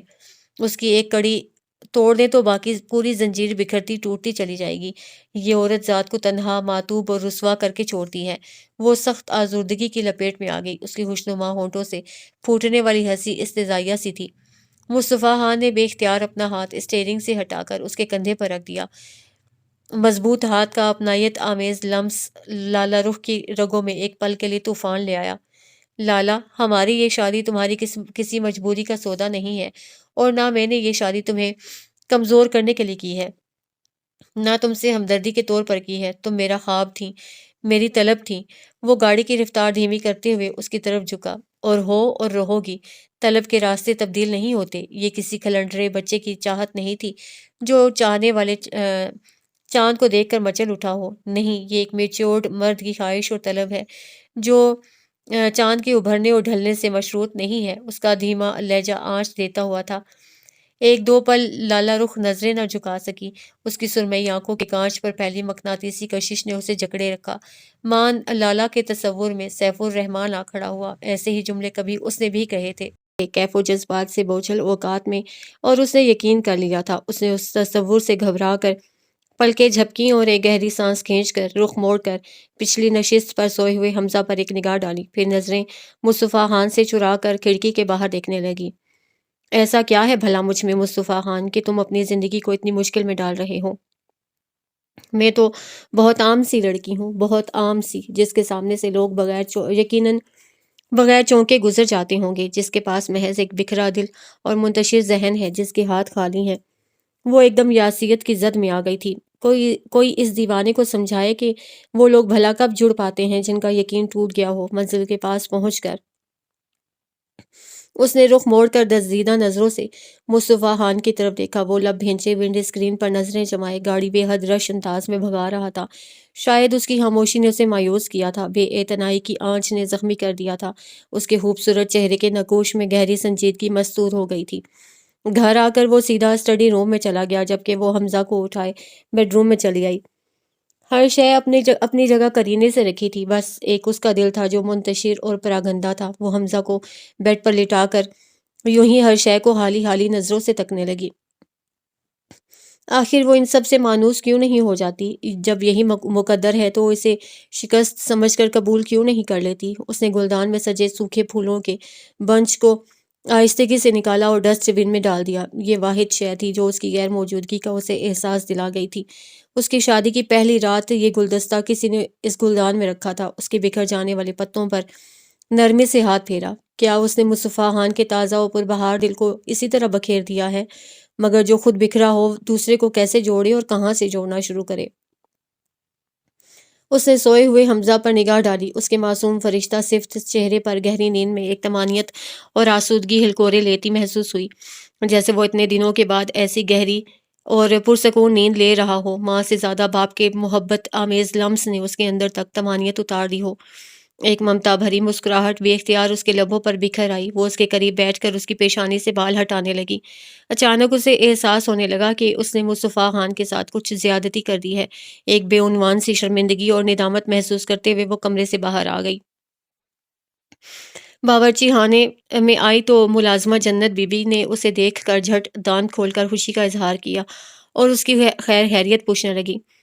آپ کے بغیر تو پوری حویلی ویران ہو گئی تھی بی بی۔ حیرت ہے، میں تو ایسی باغ و بہار شخصیت نہیں ہوں، وہ ہلکے سے بڑبڑائی اور جنت بی بی کا کندھا پیار سے تھپک کر بولی، یہ تو تم سب کی محبت ہے کہ میری کمی محسوس کرتے ہو۔ آپ ہیں بھی تو اتنی اچھی۔ ارے یہ آپ کیا کر رہی ہیں؟ لائیں میں بنا دیتی ہوں چائے۔ جنت بی بی نے اسے الیکٹرک کیٹل اٹھاتے دیکھ کر جلدی سے اپنی خدمات پیش کی۔ نہیں رہنے دو، تم اپنا کام کرو، بس 2 کپ ہی چائے بنانے ہیں۔ چھوٹے خان تو آپ کی آمد پر بڑے ہی خوش ہوں گے، حمزہ کو تو وہ بڑا ہی یاد کرتے تھے۔ رات رات بھر جاگتے رہتے اور چائے پیتے رہتے، پھر آدھی رات کو کمرے میں جاتے ہوئے مجھ سے کہتے کہ مورے سے مت کہنا کہ میں رات بھر یہاں بیٹھا چائے پیتا رہا ہوں۔ جنت بی بی کے انداز میں گویا چھیڑ تھی۔ وہ اسے مصطفیٰ خان کی قلبی حالت سے آگاہ کر رہی تھیں، جبکہ وہ سر جھکائے خاموشی سے چائے بناتی رہی۔ اس کے پاس بھلا ان باتوں کا کیا جواب تھا؟ چائے کے دونوں مگ ٹرے میں سلیقے سے رکھ کر وہ اسٹڈی روم میں چلی آئی۔ مصطفیٰ خان نے قدرے چونک کر اسے دیکھا تھا۔ یہ عنایت اس کے لیے یقیناً غیر متوقع تھی۔ ایک پل کو تو اس کی متعجبانہ نگاہوں نے لالہ رخ کو بھی سراسیما کر دیا۔ کیا آپ کو چائے کی طلب نہیں تھی؟ وہ لہجے میں شائستگی کا تاثر سموتے ہوئے بولی۔ اس نے کتاب ایک طرف رکھی، نیم آنکھوں سے اس کی طرف دیکھا۔ طلب صرف چائے کی ہی تو نہیں تھی۔ خیر، بہت شکریہ، مگر اس عنایت کی وجہ پوچھ سکتا ہوں؟ وہ ہلکے سے مسکرایا، لیکن اس کی آنکھوں میں پھیلی سرد سی کیفیت برقرار رہی۔ لالہ رخ نے دانتوں میں لب جکڑ کر نظریں چرا لیں۔ آپ آقا جان کی طرف کب جائیں گے؟ میرا مطلب ہے ہسپتال۔ میں نے شہباز سے کہا ہے، جو ہی آقا جان کو ہوش آ جائے مجھے اطلاع کر دے۔ حمزہ سو گیا ہے کیا؟ جی، بہت گہری نیند میں ہے۔ سفر کی تھکان جو تھی، وہ بے حد شائستگی سے بات کر رہا تھا، مگر اس شائستگی میں عجیب طرح کی اجنبیت بھی تھی جو لالہ رخ کو محسوس ہوئے بنا نہ رہ سکی۔ نہیں، سفر کی نہیں، وہ آپ کے بغیر بہت ڈسٹرب رہا ہے۔ آپ نے اس کی عادتیں جو بگاڑ دی ہیں، وہی شکوہ تھا جو وہ اکثر و بیشتر اسے کرتی رہی تھی۔ کیا تم اس بات پر خوش نہیں ہو کہ وہ یہاں خوش اور مطمئن رہتا ہے اور مجھ سے مانوس ہو گیا ہے؟ اس نے بڑا سا گھونٹ بھرتے ہوئے ابرو اچکا کر اس کے چہرے پر جانچتی نگاہ ڈالی۔ ایک پل کو لالہ رخ سٹ پٹا گئی۔ اس میں ناخوشی کی کیا بات ہے؟ کبھی یہ بات تمہیں ناگوار گزرتی تھی، تمہارے خیال میں اسے سیڑھی کے طور پر استعمال کر رہا تھا۔ اب یہ یکایک احسان مندی کیسے جھلکنے لگی تمہارے لہجے میں؟ وہ بے ارادہ یہ وار کر گیا تھا۔ لالہ رخ نے کرب سے ایک لحظہ آنکھیں بھینچ کر کھولیں، پھر مگ ایک طرف رکھ دیا۔ میں بہت پریشان ہوں مصطفیٰ خان، بے حد پریشان۔ لالہ کی آواز بھر آ گئی۔ دوسرے پل وہ دونوں ہاتھوں میں چہرہ ڈھانپ کر رو پڑی۔ مصطفیٰ خان اس طرح کے رد عمل کے لیے قطعی تیار نہیں تھا، سٹ پٹا کر رہ گیا اور اپنا مگ ایک طرف رکھ کر اس کے نزدیک آیا۔ آئی ایم سوری، میرا مقصد تمہیں ہرٹ کرنا ہرگز نہیں تھا، بس یوں ہی میں ذرا تلخ ہو گیا۔ حالانکہ میں جانتا ہوں تمہاری اس ساری ڈسٹربنس کا ذمہ دار میں ہوں اور صرف میرا وجود۔ وہ قدرے ندامت سے گویا ہوا۔ نہیں، میں طلال کی وجہ سے بے حد پریشان ہوں۔ اس نے روتے ہوئے سر اٹھایا۔ طلال کی وجہ سے؟ کیوں؟ کیا ہوا طلال کو؟ اسے گویا کرن سا لگا۔ تب لالہ رخ اسے طلال اور روشانہ کے مابین جو کشیدگی پیدا ہو چکی تھی اس کے متعلق بتانے لگی کہ کس طرح طلال نے اسے محض سیڑھی کے طور پر استعمال کیا ہے۔ مصطفیٰ خان کے لیے یہ انکشاف بھی کسی دھچکے سے کم نہ تھا۔ اس کے لیے یہ بات بھی کسی نشست سے کم نہ تھی کہ لالہ رخ پر اس شادی کے لیے طلال نے باقاعدہ دباؤ ڈالا ہے۔ تو ساری آگ گویا اسی پر گری ہے۔ وقفے وقفے سے نکلنے والا دھواں اسی آگ کی پیداوار ہے۔ اس تکلیف دہ انکشاف پر وہ کتنی دیر بالکل بے ارادہ چپ سا رہ گیا۔ میں سوچ بھی نہیں سکتی تھی کہ طلال کے دل میں روشانہ کے لیے کوئی گداز جذبہ نہیں ہے۔ لالا رخ دل گرفتگی سے بولی۔ مصطفیٰ خان نے بے اختیار اسے متاسفانہ نگاہوں سے دیکھا۔ سوچ تو میں بھی نہیں سکتا تھا کہ تمہارے دل میں بھی میرے لیے کوئی نرم گوشہ نہیں ہے۔ افسردگی تھی کہ روح میں اترتی محسوس ہو رہی تھی۔ اگر طلال کے دل میں ایسا کوئی جذبہ ہے ہی نہیں تو تمہارے خیال میں اس تعلق کے بندے رہنے کا کیا فائدہ ہے؟ وہ افسردگی کے اس سحر سے نکلتے ہوئے دھیرے سے بولا۔ لالا رخ ایک طرح کی بے آرامی محسوس کر کے نظریں جھکا گئی۔ کیا زبردستی محبت کی جا سکتی ہے؟ کیا جذبے کاشت کیے جا سکتے ہیں؟ اگر ایسا کوئی طریقہ تمہارے ذہن میں ہے تو مجھے بتاؤ، میں اپنی سی کوشش کر کے دیکھ لیتا ہوں۔ وہ بظاہر سادگی سے کہہ رہا تھا، مگر اس کا لہجہ استہزائیہ تھا، جیسے وہ اپنے حالات پر ہنس رہا ہو۔ مگر روشانہ کے جذبے تو صادق تھے، اس نے طلال سے محبت کی ہے، اس طرح تو وہ مر جائے گی۔ ارے کوئی نہیں مرتا، سب زندہ رہتے ہیں۔ رہا دل کے بکھرنے اور ٹوٹنے کا سوال، تو اس کی پرواہ دل توڑنے والے کو نہیں ہوتی۔ بہرحال وہ سر کو خفیف سی جنبش دے کر کرسی سے اٹھ گیا۔ اب کیا چاہتی ہو تم؟ اس کے جھکے سر پر نگاہیں جماتے ہوئے وہ پرخیال انداز میں اسے دیکھنے لگا۔ صرف اور صرف طلال اور روشانہ کی خوشیاں۔ ایک افسردہ سی سانس اس کے لبوں سے نکل گئی۔ اور اپنے لیے؟ وہ بڑے بے ساختہ پن سے پوچھ بیٹھا۔ لالا رخ نے ذرا سی نگاہیں اوپر اٹھائیں، مگر دوسرے پل ان نگاہوں کی حدت سے نظریں چرا گئی۔ مجھے اپنے حصے کے غم اور خوشیاں مل چکی ہیں، مگر میں روشانہ کو ٹوٹتے بکھرتے نہیں دیکھ سکتی۔ وہ آہستگی سے اٹھی اور اپنا اعتماد سنبھال کر اس کے سامنے جا کھڑی ہوئی۔ میں جانتی ہوں، محبت کا پودا کسی کے اندر زبردستی نہیں اگ سکتا جب تک دوسرا اسے اپنے اندر اگنے نہ دے، مگر کسی کی زمین نے دل ہی بنجر ہو گئی ہو تو وہاں کوئی پودا کس طرح اگ سکتا ہے؟ مصطفیٰ خان نے بے اختیار اس کے کندھوں کو چھوا تو وہ پوری جان سے کانپ کر رہ گئی۔ ہاں، کوئی کسی کے دل میں کیوں کر اتر سکتا ہے جب مقابل اترنے ہی نہ دے؟ بنجر زمین سے رابطہ اس وقت ہو سکتی ہے نا جب وہاں کسی کو خیمے لگانے کی اجازت ہو، کاشت کرنے کے جتن کرنے کی اجازت ہو۔ بے آب میدان بھی نخلستان بن جاتے ہیں جب موسم بدلتے ہیں، خوشگوار ہواؤں کے جھکڑ چلتے ہیں، مگر ان ہواؤں کو رخ دیا جائے تو۔ اس کا لہجہ خود فراموشی کی لپیٹ میں آ گیا۔ لالا رخ کو اپنے پہلو سے ایک آنچ اٹھتی محسوس ہونے لگی۔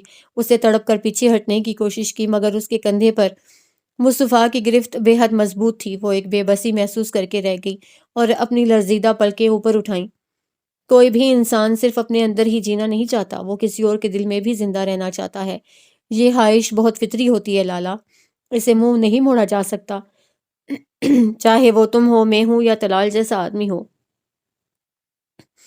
لالا رخ یکدم جھٹکے سے پیچھے ہٹی تھی۔ ایک خوف اس کی رگ رگ کو چھو گیا تھا، جیسے سورج ڈوبنے کے بعد کا منظر اس میں آ کر ٹھہر سا گیا ہو، مگر دوسرے پل وہ اپنے سرخ ہونٹوں کو باہم دبا گیا تھا اور ایک گہری سانس کھینچتے ہوئے اس کی آہو چشم میں جھانکا اور بے اختیار ہلکے سے ہنس دیا۔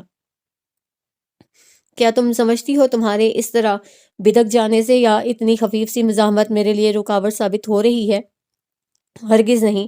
یہ خوش فہمی یا غلط فہمی دل سے نکال دو۔ لالا رخ صاحبہ، میں ان فاصلوں کو خود نہیں پاٹنا چاہتا، ورنہ تمہاری یہ کوشش محض ریت کی دیوار ثابت ہوگی۔ اسے شاید اس کی حالت پر رحم آ گیا تھا۔ وہ حقیقتاً اس وقت بے حد قابل رحم حالت میں تھی۔ میرے کہنے کا مقصد یہ ہے کہ طلال بھی فطری خواہش سے الگ نہیں ہے۔ ایک نارمل آدمی کی طرح اس کے اندر بھی یقیناً چاہنے اور چاہے جانے کی فطری خواہش مچلتی ہوگی۔ وہ بھی محبت کرنے اور پانے کی طلب رکھتا ہوگا، اور طلال جیسا آدمی محض تم پر دباؤ ڈالنے کے لیے ایک لڑکی کی زندگی سے کھیلے، یہ ناممکن سی بات ہے۔ وہ ایک تیر سے دو شکار کر رہا تھا، بلکہ یقیناً اس نے ڈبل گیم ہی کھیلا تھا۔ میرے حصے میں تو خیر جو آنا تھا وہ آیا، مگر اپنا حصہ بھی وہ خوبصورتی کے ساتھ تقدیر سے حاصل کر چکا ہے۔ کیا مطلب؟ وہ قطعی نہ سمجھ سکی۔ مطلب یہ مائی وائف کہ اگر اس کے دل میں روشانہ کے لیے رتی بھر گنجائش نہ ہوتی تو وہ نکاح کا جھنجھٹ ہرگز نہ پالتا، محض منگنی تک بات رکھتا۔ مگر چونکہ وہ روشانہ اسد کو بھی کھونا نہیں چاہتا، سو اس نے سارے کارڈز اپنے ہاتھ میں ہی رکھ لیے ہیں۔ وہ بات ختم کر کے ہلکے سے مسکرایا اور نہایت اطمینان سے کرسی کی بیک پر سر ٹکا کر نیم و آنکھوں سے اس کے چہرے کو تکنے لگا، جہاں ایک رنگ آ رہا تھا، ایک جا رہا تھا۔ کچھ سمجھ بھی رہی تھی اور الجھ بھی رہی تھی، پھر جیسے تھک کر دونوں ہاتھوں میں سر تھام کر کرسی پر ڈھہ سی گئی۔ مصطفیٰ خان کی باتیں دل پر لگ رہی تھیں۔ اگر ایسی ہی بات ہے تو طلال کا رویہ پھر اتنا روڈ کیوں ہے؟ وہ کچھ سوچ کر بولی۔ ایسی کوئی بات ہے یا نہیں، اس کا فیصلہ تو طلال کو ٹٹول کر ہی کیا جا سکتا ہے۔ اس نے کندھے اچکا دیے۔ لالا رخ نے ایک گہری سانس یوں کھینچی جیسے کوئی وزنی بوجھ سینے سے سرک گیا ہو۔ اس شخص سے لاکھ وہ برہم تھی، مگر اس لمحے اسے بہت بڑا سہارا محسوس ہو رہا تھا، جیسے کوئی تھکا ہارا مسافر صحرا میں بھٹکتے بھٹکتے کسی نخلستان میں خیمہ زن قافلے سے آ ملا ہو۔ اس نے ممنون نظروں سے مصطفیٰ خان کی طرف دیکھا، وہ بھی اس کی طرف دیکھ رہا تھا۔ نظریں ملنے پر وہ سٹ پٹا کر جلدی سے اپنی جگہ سے اٹھتے ہوئے بولی، آپ کی چائے تو پڑی پڑی یوں ہی ٹھنڈی ہو گئی ہے، میں گرم کر لاتی ہوں۔ اس سے پہلے کہ وہ اسے روک دیتا، وہ تپائی سے مگ اٹھا کر کمرے سے نکل گئی۔ مصطفیٰ خان نے ایک عجیب سی بے بسی محسوس کرتے ہوئے ناآسودہ سی سانس کھینچی اور کرسی کی پشت سے سر ٹکا لیا۔ تیری بے رخی کے دیار میں، گھنی تیرگی کے حصار میں، جلے کس طرح سے چراغ جاں، کرے کس طرح سے کوئی سفر۔ اسے یقین تھا چائے اب وہ جنت بی بی کے ہاتھ ہی بھیجے گی۔ فون کی مسلسل ہونے والی بیل نے اس کے خیالات کے تسلسل کو توڑا تھا۔ اس نے گردن موڑ کر دیکھا، پلوشا ریسیور اٹھا چکی تھی۔ دوسری طرف جانے کون تھا؟ وہ پہلے حیران ہوئی، پھر شدید ہونے لگی۔ اس کی ہنسی کی جھنکاریں اس کے کانوں سے ٹکرانے لگی۔ اس نے سوچا کتنی بے فکری کی زندگی ہے وشی کی بھی، آزاد اڑتے پرندے کی طرح۔ کبھی وہ بھی ایسی ہی بے فکری سے سانسیں بھرتی تھی۔ اس کا دل بھی ہمہ وقت خوش مست اور اپنے آپ میں مگن رہتا تھا، مگر اب ہے عشق ایک روگ، محبت عذاب ہے، ایک روز یہ خراب کریں گے، کہا نہ تھا؟ آپی، پلوشا اس کے نزدیک آئی، وہ اسے پکار رہی تھی۔ اس نے سر اٹھا کر اس کی طرف دیکھا۔ طلال بھائی کا فون ہے۔ اسے جھکتے ہوئے شرارت بھرے انداز میں سرگوشی کی۔ کیا بدتمیزی ہے؟ ریموٹ اس کے ہاتھ سے گرتے گرتے بچا تھا۔ ناگواری سے اس کی پیشانی شکن آلود ہو گئی۔ جنابہ، یہ بدتمیزی نہیں ہے، یہ محض اطلاع ہے، پلوشا جلدی سے بولی۔ وہ دم بخود رہ گئی، جیسے وہ اسے کوئی ناآشنا زبان میں بے حد مشکل بات سمجھا رہی ہو۔ لیجئے، صرف فون کا سن کر ہی آپ عالم مدہوشی میں چلی گئیں۔ ہوش میں آ جاؤ، اگر وہ روبرو آ گئے تو کیا ہوگا؟ آپ تو عالم بالا میں پہنچ جائیں گی۔ پلوشا نے اس کے آگے ہاتھ نچایا۔ وہ جھیمپ کر نظریں جھکا گئی اور ریموٹ سے چینل بدلنے لگی۔ جائیے بات کریں۔ اچھا ٹھہرے، میں فون ادھر ہی لے آتی ہوں۔ وشی پلیز انہیں منع کر دو کہ میں… آپی، کمال کرتی ہو، اب ایسے بھی کیا رکائی؟ پلوشا نے اس کی بات کاٹ کر تعریفی نظروں سے اسے دیکھا اور جا کر فون اٹھا لائی۔ وہ بیچارگی آمیز کرب محسوس کر کے رہ گئی۔ پلوشا کے جانے کے بعد وہ کچھ دیر تک ریسیور پکڑے یوں ہی بیٹھی رہی، پھر اپنا اعتماد بحال کرتے ہوئے بولی، اگر میں کہوں کہ میں آپ سے بات نہیں کرنا چاہتی پھر؟ یہ تمہیں کہنے کی ضرورت نہیں ہے، اس کا مجھے بخوبی اندازہ ہے۔ دوسری طرف سے برجستہ جواب آیا۔ اس کے باوجود آپ نے یہ زحمت کی ہے؟ وہ باوجود ضبط کے لہجے میں اترنے والی تلخی نہ چھپا سکی۔ ہاں، اس کے باوجود مجھ سے یہ حماقت سرزد ہو گئی ہے، اب کیا کیا جائے؟ طلال کے لہجے کا یہ اطمینان روشانہ کے دل کو چھید گیا۔ بات سنو، میں تم سے ملنا چاہتا ہوں۔ ایک لمحے توقف کے بعد وہ بولا، کیا؟ نہیں، ہرگز نہیں۔ وہ یہ سن کر پوری جان سے کانپ گئی اور ریسیور کو یوں خوفزدہ نظروں سے دیکھا، گویا طلال کا اونچا لمبا وجود اسی ریسیور سے ابھی باہر نکل آئے گا۔ میں تم سے اجازت نہیں مانگ رہا ہوں، صرف اطلاع دے رہا ہوں، جواباً وہ کڑے لہجے میں بولا۔ کیوں ملنا چاہتے ہیں؟ وہ بگڑی۔ اس کا جواب تو تم سے ملنے پر ہی بتا سکوں گا۔ میں کل اسلام آباد ایک سیمینار میں شرکت کے لیے آ رہا ہوں، واپسی پر تمہاری طرف آؤں گا۔ کوئی ضرورت نہیں ہے میرے گھر آنے کی اور مجھ سے ملنے کی، نہ میں آپ سے ملنا چاہتی ہوں، نہ کچھ سننا چاہتی ہوں۔ مجھے وضاحتوں یا صراحتوں کی ضرورت نہیں ہے، وہ چٹک کر بولی۔ خوب، یہ خوش فہمی تمہیں کیسے ہو گئی کہ میں کسی قسم کی وضاحت دینے آ رہا ہوں؟ وہ استہزاء آمیز انداز میں زور سے ہنسا۔ اور رہی بات تمہاری اجازت ملنے کی، تو یہ گھر میری خالہ اور خالہ زاد بھائی کا بھی ہے۔ دوسرے رشتے بھی بہت ہیں، مگر فی الحال یہ حوالہ کافی ہے۔ آپ خود کو سمجھتے کیا ہیں؟ میں لالا رخ جتنی کمزور ہرگز نہیں ہوں کہ آپ اپنی منمانی کر سکیں گے۔ وہ بلبلا کر چیخی۔ اچھی بات ہے، بلکہ بے حد خوش آئند خبر ہے کہ تم بہادر ہو۔ مجھے بھی بہادر لڑکیاں ہی پسند ہیں۔ وہ سر تاپا جھلس کر رہ گئی۔ اوکے، باقی باتیں روبرو ہوں گی، یار زندہ صحبت باقی۔ اس نے سلسلہ منقطع کر دیا۔ روشانہ کا دل انگاروں پر لوٹ کر رہ گیا۔ اس نے ریسیور پورے غصے سے کریڈل پر پٹک دیا۔ وہ کسی صورت میں اس شخص کا سامنا کرنا نہیں چاہتی تھی۔ اس نے سوچا وہ سمیہ خالہ کی طرف چلی جائے، بلکہ آج ہی چلی جاتی ہے اور کل تک وہ وہیں رہے گی۔ ہاں، اسے چلے ہی جانا چاہیے۔ اسی خیال کے ساتھ وہ جھٹکے سے صوفے سے اٹھی اور اپنے کمرے میں آئی، مگر وارڈروب کی طرف بڑھتے ہوئے اسے یاد آیا کہ سمیہ خالہ تو ان دنوں اپنے سسرال رحیم یار خان گئی ہوئی تھیں۔ اپنی نند کے بیٹے کی شادی اٹینڈ کرنے۔ وہ مارے غصے، جھنجھلاہٹ اور وحشت کے عالم میں کمرے میں بے قرار روح کی مانند چک پھیریاں کھانے لگی، مگر نہیں، اس کے اس طرح فرار ہو جانے کو وہ اس کی بزدلی سمجھ کر اور شیر ہو جائے گا۔ وہ آخر ادھر ادھر کیوں بھاگے، بس اس کا سامنا نہیں کرے گی، اور اگر بحالت مجبوری سامنا ہو گیا تو کھل کر اپنی نفرت اور بیزاری کا اظہار کر دے گی۔ وہ خود کو آنے والے لمحات سے نمٹنے کے لیے تیار کرتی رہی، مگر دوسرے پل سوچ میں دراڑ پڑنے لگی، حوصلے چٹکتے ہوئے محسوس ہونے لگے۔ تھک کر وہ فرش پر بیٹھ گئی اور گھٹنوں میں سر دے کر بے آواز رو پڑی۔ اس نے مورے اور شہباز لالا کے لیے لنچ بنایا، آقا جان کے لیے پرہیزی کھانا بنا کر مجتبیٰ کے ہاتھ ہسپتال بھجوا دیا۔ مصطفیٰ خان بہت سویرے ہی چلا گیا تھا، رات وہ اسٹڈی روم میں ہی رہا تھا، اور اس نے سوچا کہ اچھا ہی ہوا جو صبح اسے سامنا نہیں ہوا۔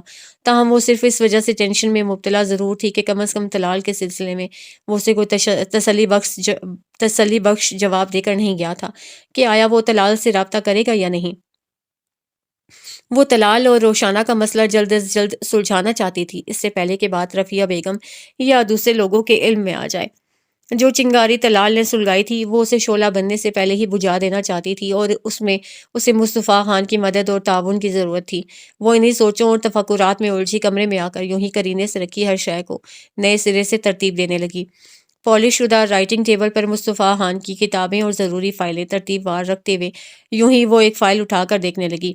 انگریزی کی طرح اس کی اردو کی رائٹنگ بھی بے حد خوبصورت تھی، لفظ لفظ جیسے صفحات پر موتی کی طرح بکھرے محسوس ہوتے تھے۔ وہ بکھرے پرچے پن اپ کرنے لگی کہ ایک پرچے پر اس کی نظر پڑی جس پر یہ نظم لکھی ہوئی تھی: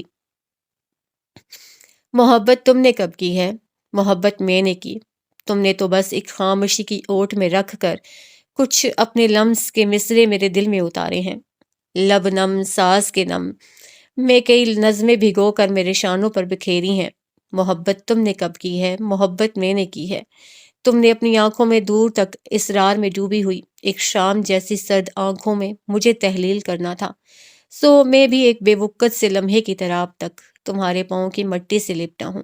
نہ تم نے پاؤں کی مٹی کو جھٹکا ہے، نہ اس بے وقت و بے مایا لمحے کو اٹھا کر اپنی پیشانی پر رکھا ہے۔ تمہاری خاموشی کی روک میں میرے لیے کیا ہے؟ سبھی کچھ ہے، مگر اقرار کی جھلمن نہیں ہے، سمندر موجزن ہے اور کوئی ساحل نہیں ہے۔ محبت تم نے کب کی ہے؟ ایک مانوس سا کرب وہ اپنی روح میں اترتا محسوس کرنے لگی، کوئی احساس اس کا دل مسوسنے لگا۔ زور و جبر سے بیرونی زمین پر تسلط قائم کیا جا سکتا ہے، مگر دل کی زمین کو کسی بھی استبداد سے حاصل نہیں کیا جا سکتا، اور مصطفیٰ خان اس پر کاربند تھا۔ یہ احساس اس کے دل پر ندامت کی طرح ہلکورے لینے لگا۔ اچانک فون کی گھنٹی چیخ اٹھی تو وہ زور سے چونکی اور ایک گہری سانس کھینچ کر کاغذ طے کر کے فائل میں رکھ دیا۔ مسلسل بجنے والی گھنٹیاں اس کے دل کے سناٹے پر کسی ہتھوڑے کی طرح لگ رہی تھیں۔ اس نے افسردگی کے سحر سے خود کو آزاد کرتے ہوئے ریسیور اٹھایا۔ ہیلو ہیلو لالا رخ، میں سیف الرحمان بول رہا ہوں۔ ایئر پیس سے سیف الرحمان کی مانوس آواز گونجی۔ لالا رخ دم بخود رہ گئی۔ دوسرے پل اسے اپنے سینے میں گویا برف کسی یخ بستی پھیلتی محسوس ہونے لگی، جس سے اعصاب ٹھٹر کر رہ گئے۔ ہیلو، دیکھو فون مت رکھنا، لالا رخ کی آواز پہچان کر وہ لجاجت سے بولا۔ تم یہاں کا نمبر کیسے ملا تمہیں؟ وہ خشک ہوتے حلق سے بمشکل آواز نکال پائی۔ طلب سچی ہو تو ایک نمبر ہی کیا پورے انسان کو ڈھونڈا جا سکتا ہے۔ بہرحال یہ نمبر تانیہ نے تمہاری فرینڈ بن کر غالباً ہنا سے حاصل کیا ہے۔ کیوں آخر اس کی ضرورت کیوں پیش آ گئی؟ اسے اپنا دماغ معاف ہوتا محسوس ہونے لگا۔ مارے خوف کے ادھر ادھر دیکھا، حالانکہ اسے خبر تھی اس وقت گھر میں ملازموں کے علاوہ کوئی نہیں ہے، مگر اندر کی وحشت نے اسے خوفزدہ کر دیا تھا، جیسے سیف الرحمان فون پر نہ ہو، اس کمرے کی چھت سے کود پڑا ہو یا دیواروں سے نکل کر کمرے میں آ گیا ہو۔ دیکھو پلیز فون بند مت کرنا، وہ جلدی سے بولا۔ تم اس روز بھی میری پوری بات سنے بغیر چلی گئی تھی، اور یقین کرو اس دن سے میں ایک مسلسل آگ میں تپ رہا ہوں۔ تمہارا تصور مجھے نہ سونے دیتا ہے نہ جینے دیتا ہے۔ مجھے لگ رہا ہے میں تمہاری محبت میں نئے سرے سے گرفتار ہو گیا ہوں۔ آئی miss you Lala Rukh, I miss you. وہاں بے تابیاں چٹخ رہی تھیں، بے قراریاں ہلکورے لے رہی تھیں۔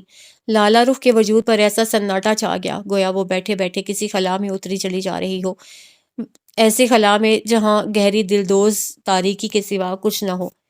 مجھے اپنی تمام تر غلطیوں کا اعتراف ہے، میں نے تمہیں چھوڑ کر بہت شدید غلطی کی ہے، جس کا خمیازہ میں مسلسل 3 سال سے بھگت رہا ہوں۔ کیسا خمیازہ؟ کیا کمی ہے تمہارے پاس؟ صبوحی اور ایک بیٹی کے باپ بن کر اب کس کمی کی بات کر رہے ہو تم؟ اور تم نے کیا خمیازہ بھگتا ہے؟ ساری اذیت، رسوائی اور ذلت تو عورت کے حصے میں آتی ہے۔ وہ یوں چٹکی جیسے شیشے پر پتھر پڑا ہو، اس کی آنکھوں کے آگے ماضی کا ایک ایک لمحہ بدنما دراڑ کی طرح دکھائی دینے لگا۔ تم نے کیا دکھ اٹھائے ہیں سیف الرحمان؟ تم نے تو محبت ہی کب کی تھی؟ ہاں، تم نے محبت کب کی تھی؟ یہ جرم تو میں نے کیا تھا۔ تم نے تو رشتے کے تقاضے بھی پورے نہیں کیے۔ وہ شکوہ نہیں کرنا چاہتی تھی مگر کر گئی۔ ایک طرح کی بے اختیاری تھی جس کی لپیٹ میں آ کر وہ رو پڑی۔ سیف الرحمان ان رویوں کو غنیمت جانتے ہوئے بولا، تم چاہو تو میں ازالہ کرنے کو تیار ہوں۔ ہاں لالا رخ، میں اب بھی تلافی کرنے کو تیار ہوں۔ کیا کیا تلافی کرو گے تم؟ کیا ازالہ کر سکتے ہو میرے ان زخموں کا، ان اذیت اور ذلت آمیز لمحوں کا؟ تمہارے پاس کون سا مرہم ہے؟ وہ غم و غصے سے پھٹ پڑی۔ تم چاہو تو اب بھی ہے۔ اس کی آواز دھیمی سرسراتی سی ہو گئی۔ انسان اگر سمجھدار ہو، عقل مند ہو اور قوت فیصلہ کی صلاحیت ہو تو تلافی اور ازالے کا امکان کبھی بھی ختم نہیں ہوتا۔ خوشیوں کے در کھولے بھی جا سکتے ہیں، نئی راہیں سجائی جا سکتی ہیں، بس تھوڑی ہمت اور حوصلے کی ضرورت ہے۔ اینی وے، یہ باتیں ہم ملاقات پر کریں گے۔ میں ملنا چاہتا ہوں تم سے لالا رخ، اور بار بار ملنا چاہتا ہوں۔ بہت سی باتیں ہیں میرے دل میں جو میں تم سے کرنا چاہتا ہوں۔ بولو، کیا تم بھی یہی چاہتی ہو؟ لالا رخ پوری قوت سے چلانا چاہ رہی تھی مگر آواز سینے میں گھٹ کر رہ گئی۔ میں حمزہ سے ملنا چاہتا ہوں۔ کیا فون پر تم میری اس سے بات کرا سکتی ہو؟ وہ بولا، نہیں، وہ اسکول گیا ہے۔ کون سے اسکول جاتا ہے وہ بڑی چابک دستی سے پوچھ گیا اور بے خیالی میں وہ اس کے اسکول کا نام بتا گئی۔ لالی، کیا تم خوش ہو مصطفیٰ خان کے ساتھ؟ ایک لمحے توقف کے بعد وہ لگاوٹ اور اپنائیت آمیز نرمی سے پوچھنے لگا۔ لالا رخ کو عجیب سا جھٹکا لگا۔ وہ یکدم کسی ٹرانس سے باہر نکل آئی۔ لالا کی رگوں میں دوڑتے لہو میں عجیب سی تندی آ گئی۔ اسے لگا جیسے کوئی طوفان اسے چھو گیا ہو۔ سیف الرحمان، تم اب یہاں فون نہیں کرو گے۔ میں تم سے کوئی رابطہ نہیں رکھنا چاہتی، نہ مجھے کسی ازالے اور تلافی کی خواہش ہے، نہ طلب۔ اس نے یہ کہہ کر ریسیور یوں کریڈل پر پھینک دیا جیسے مزید اگر کوئی تاخیر ہو گئی تو کوئی قیامت آ جائے گی۔ مگر قیامت تو آ چکی تھی اس کے ذہن و دل پر۔ سیف الرحمان کا اس حویلی میں فون آنا کسی قیامت سے کم نہ تھا۔ اس کی باتیں سرسراتے سانپ کی مانند اسے اپنے وجود سے لپٹی محسوس ہونے لگیں۔ وہ وحشت زدہ سی کمرے سے باہر نکل آئی، مگر اسے لگا ہر جگہ سیف الرحمان ہی دکھائی دے رہا ہو، ہر دیوار سے وہی جھانک رہا ہو۔ جنت بی بی، وہ پورے زور سے چیخی۔ حویلی کا سناٹا اسے اپنی روح میں اترتا محسوس ہونے لگا۔ جی چھوٹی بی بی، کیا ہوا؟ جنت بھاگ کر آئی۔ کیا ہوا بی بی جی؟ وہ اس کے چہرے پر غیر معمولی پن دیکھ کر گھبرا گئی۔ آپ کی طبیعت ٹھیک نہیں لگ رہی ہے مجھے تو، میں چھوٹے خان کو فون کرتی ہوں۔ وہ گھبرا کر فون کی طرف دوڑ گئی۔ دوسرے پل وہ مصطفیٰ خان کے موبائل پر رابطہ کیے لالا رخ کی حالت بتانے لگی۔ جنت بی بی، جنت! وہ زور زور سے چیخنا چاہ رہی تھی مگر ایسا لگ رہا تھا آواز سینے میں گھٹتی جا رہی ہو، کوئی اس کا دل اندر ہی اندر کوٹ رہا ہو۔ وہ چیخ چیخ کر رونا چاہ رہی تھی مگر آنسو اس طرح ٹھٹر گئے تھے جیسے کسی برف پوش علاقے میں کوئی مسلسل آگ جلانے کی کوشش کرتے ہوئے ناکام ہو رہا ہو۔ جنت بی بی نے اسے تھام کر صوفے پر بٹھا دیا اور اس کے تلوے سہلانے لگی۔ پانی، وہ خشک حلق سوزتے ہوئے آہستگی سے بولی۔ جنت بی بی پانی کی بجائے گلوکوز بنانے دوڑ گئی۔ وہ آنکھیں بند کیے صوفے کی گداز پشت پر نڈھال سی پڑی رہی۔ اسے اپنا ذہن خلا میں پڑے خلا میں معلق محسوس ہو رہا تھا اور ارد گرد ہر شے دھمکی ہوئی روئی کی طرح بکھرتی تیرتی محسوس ہو رہی تھی۔ اسے خود اپنا آپ بھی ایک بے وزن تنکے کی طرح فضا میں ادھر ادھر ڈولتا لگ رہا تھا۔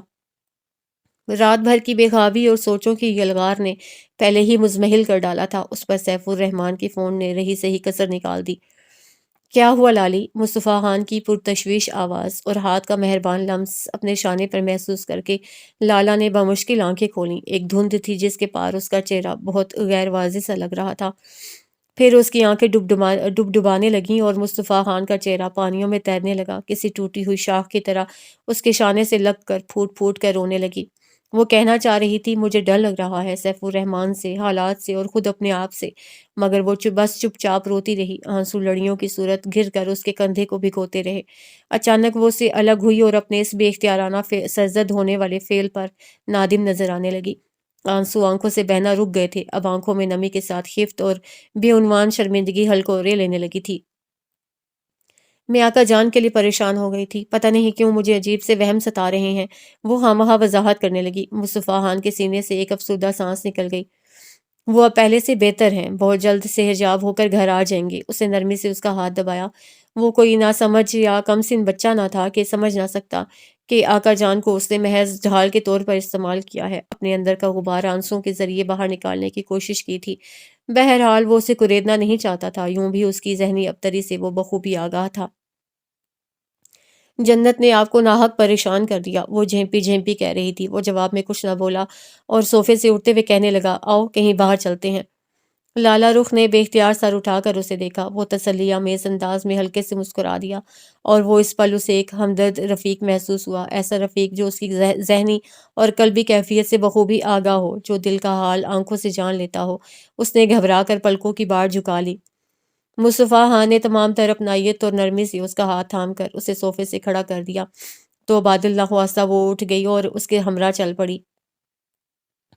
گاڑی کی فرنٹ سیٹ پر بیٹھ کر بدن کو ڈھیلا چھوڑتے ہوئے اس نے آنکھیں بند کر لی۔ گاڑی سٹارٹ ہوئی اور رواں پانی کی طرح حویلی کے پورٹیکو سے نکل کر سڑک پر دوڑنے لگی۔ میرے پاس ایسا کوئی جادو نہیں ہے جسے استعمال کر کے میں تمہاری سوچوں کو پڑھ سکوں، تمہارے دل میں جھانک کر تمہارے احساسات کو سمجھ سکوں۔ اگر تم خود ہی میری یہ مشکل حل کر دو تو مہربانی ہوگی۔ ونڈ اسکرین سے نظر ہٹا کر مصطفیٰ خان نے اس کے ستے ہوئے چہرے پر ایک نظر ڈالی۔ کسی کے دل میں جھانکنے کا ایک ہی راستہ ہوتا ہے، آنکھیں، مگر تم تو مجھ سے نظریں بھی ملانے سے خوفزدہ ہو۔ وہ ہلکے سے ہنسا۔ لالا رخ یوں ہی آنکھیں بند کیے بیٹھی رہی، جیسے سن نہ رہی ہو، نہ دیکھ رہی ہو۔ اس کے ذہن میں ایک انتشار برپا تھا، اسے اس پل کچھ سجھائی نہ دے رہا تھا، بس ایک گہری تاریکی ہی تاریکی کا گمان ہو رہا تھا، اور اس تاریکی میں عجیب و غریب ہیولے بن اور مٹ رہے تھے۔ جانتی ہو، شکستگی کا عذاب موت سے زیادہ اذیت ناک اور تکلیف دہ ہوتا ہے۔ ایک بار مرنا آسان ہے لالی، بار بار بکھرنے اور ٹوٹنے کا عمل ناقابل برداشت ہوتا ہے۔ اس نے گاڑی ایک جھٹکے سے روک کر اس کا بازو پکڑ کر جھنجھوڑا۔ لالا رخ نے اپنی محترم آنکھیں بمشکل اٹھا کر اس کی طرف دیکھا، پھر کھڑکی کی طرف چہرہ موڑتے ہوئے بولی، اس تکلیف کو، اس اذیت کو مجھ سے زیادہ اور کون جان سکتا ہے؟ میری طرح کون بکھر بکھر کر جڑا ہوگا اور جڑ جڑ کر بکھرا ہوگا؟ مصطفیٰ خان نے اسے دیکھا، پھر اس کا ہاتھ جھٹک کر اپنے دونوں ہاتھ اسٹیئرنگ پر رکھ کر خود آزاری کی کیفیت میں سر کو خفیف سی جنبش دی۔ بہت کچھ کہنے کی خواہش مچل کر اندر ہی دم توڑ گئی، جیسے کوئی بپھری ہوئی موج سطح سمندر پر آنے سے پہلے ہی دم توڑ جائے۔ وہ فقط متاسفانہ سانس بھر کر رہ گیا اور گاڑی سٹارٹ کر کے ایک خوبصورت کیفے کے پارکنگ لاٹ میں لا کر روک دی۔ لالا رخ نے اپنے منتشر خیالات کو سمیٹتے ہوئے چونک کر دیکھا، پھر اس کی طرف دیکھا، پھر اگنیشن میں سے چابی نکالتے ہوئے اس کی طرف دیکھ کر ہلکے سے مسکرایا۔ مجھے 100% یقین ہے کہ تم نے صبح سے کچھ نہیں کھایا پیا ہوگا۔ وہ جواباً کچھ نہ بول سکی۔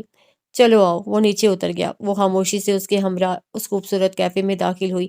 ملگجے اجالے میں دبیز قالین پر چلتے ہوئے اس کے محسوسات عجیب ہو رہے تھے۔ بڑے بڑے شیشوں کی کھڑکی کے پاس والی میز منتخب کر کے مصطفیٰ خان نے اس کے لیے کرسی کھینچی اور اس کے مقابل دوسری کرسی پر خود بیٹھ گیا۔ بہت کچھ نہ منگوا لیجیے گا، وہ اسے مینیو کارڈ پر نظریں دوڑاتے ہوئے دیکھ کر جلدی سے بولی۔ صبح سے کچھ نہ کھانے کے باوجود بھی بھوک کا احساس جیسے مر سا گیا تھا۔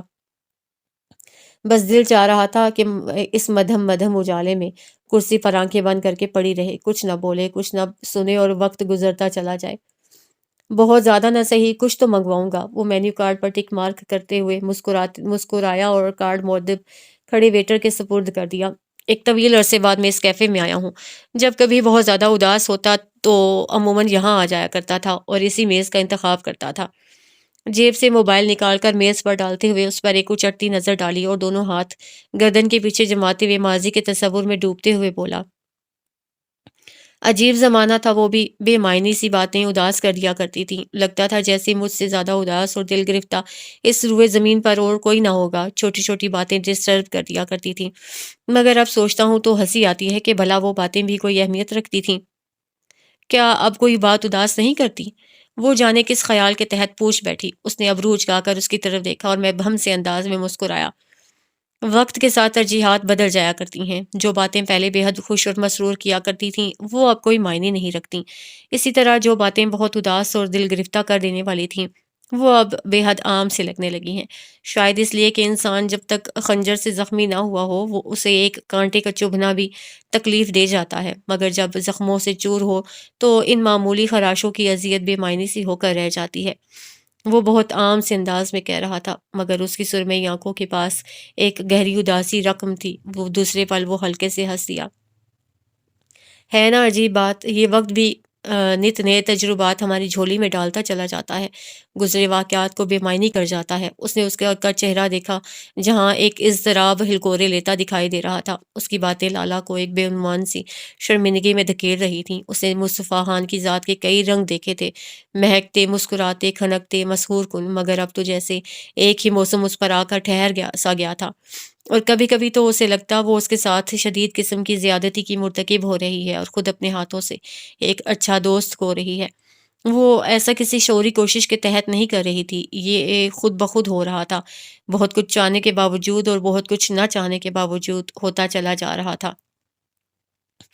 وہ ٹھہر کر سوچنا چاہ رہی تھی، سنبھلنا چاہ رہی تھی کہ سیف الرحمان کے فون نے اسے پھر اسی اضطراب میں دھکیل دیا جیسے ساحل پر آتے آتے پھر کوئی تند لہر طوفان کے سپرد کر دے، اور ماضی کو بھلا دینے کے جتن کر رہی تھی، مگر وہ مجسم ماضی بنا اس کے سامنے آ کھڑا ہوا تھا۔ مورے کو مجھ سے شکایت ہے کہ میں تمہارا خیال نہیں رکھتا، تمہیں وقت نہیں دیتا، تمہاری کیئر نہیں کر رہا ہوں۔ اب تم بتاؤ میں انہیں کیسے مطمئن کروں؟ وہ مسلسل اسے کھیرے کے ٹکڑے سے کھیلتے دیکھ رہا تھا، اس کی نگاہیں اس کی خالی پلیٹ پر تھیں۔ میں ٹھیک تو ہوں، مورے تو یوں ہی پریشان ہو جاتی ہیں۔ وہ جھیم کر پلیٹ میں سلاد کے ساتھ چکن رول ڈالنے لگی، پھر اسے سگریٹ سلگاتے دیکھ کر بولی، آپ بھی تو کچھ نہیں کھا رہے ہیں؟ ایکچولی میں نے گھنٹہ بھر پہلے ہی لنچ کیا تھا۔ تو کیا یہ اتنا سارا صرف میرے لیے منگوایا ہے؟ وہ بھری ہوئی ٹیبل دیکھ کر حیران ہوئی۔ اتنا سارا کہاں ہے؟ اس نے اپنے کسی خیال سے چونک کر اچٹتی نظر ٹیبل پر ڈالی۔ لگتا ہے مورے نے آپ کو کچھ زیادہ ہی جھاڑ پلا دی ہے۔ وہ بڑے بے ساختہ پن سے ہنسی تھی۔ مصطفیٰ خان نے چونک کر اس کی طرف دیکھا اور دیکھتا رہ گیا، خوشنما ہونٹوں کی تراش میں پھوٹنے والی ہنسی اسے بڑی مانوس محسوس ہوئی۔ وہ کھوس آ گیا، ماضی کی وہ خوشگوار شام اسے یاد آ گئی۔ سیاہ شہنیل کی چادر اوڑھے تلال کی کسی بات پر کھل کر ہنسی کے سر بکھیرتی۔ میں اتنا کچھ نہیں کھا سکوں گی، وہ کہہ رہی تھی۔ وہ ایک گہری سانس بھرتے ہوئے ہولے سے مسکرا دیا۔ اب تو مجبوری ہے، کھانا ہی پڑے گا، ورنہ پیسے برباد ہو جائیں گے، اور میرا نہیں خیال کہ تم ایسی ظالم بیوی ہوگی جو شوہر کے پیسے برباد ہوتے دیکھ کر بھی دل نہ جلائے۔ وہ کچھ نہ کہہ سکی، فقط اس پر ایک نگاہ ڈال کر رہ گئی۔ یہ تو بہت چھوٹی چھوٹی توقعات تھیں جو ایک چھت تلے رہنے والے ایک دوسرے سے وابستہ کر لیتے ہیں یا از خود وابستہ ہو جاتی ہیں۔ کچھ بھی تھا، وہ ان لمحات میں اس کا ساتھ چاہ رہی تھی، اس کی ہمراہی اسے تقویت دے رہی تھی۔ اس کا منتشر ذہن معمول پر آیا تھا، ورنہ لگ رہا تھا اس کے اعصاب چٹک جائیں گے۔ اسے بھی تعجب ہوا کہ وہ غیر محسوس طور پر سنبھل گئی تھی۔ وہ کیفے سے باہر آئے تو لالا رخ کو اپنے تپتے ہوئے رخساروں پر ہوا عجیب خنک خنک سی محسوس ہونے لگی۔ وہ گاڑی بے مقصد سڑکوں پر بھگاتا رہا جبکہ وہ شیشے کے پار جھانکتی رہی۔ سڑکوں کے اطراف دلکش پہاڑوں کے اونچے نیچے سلسلے دور تک پھیلے ہوئے تھے، جن کے دامن میں کہیں کہیں کھردرے پودے اگے تھے تو کہیں چمکتی بیلیں جھوم رہی تھیں جن پر ننھے ننھے دیدہ زیب پھول کھل کھلا رہے تھے۔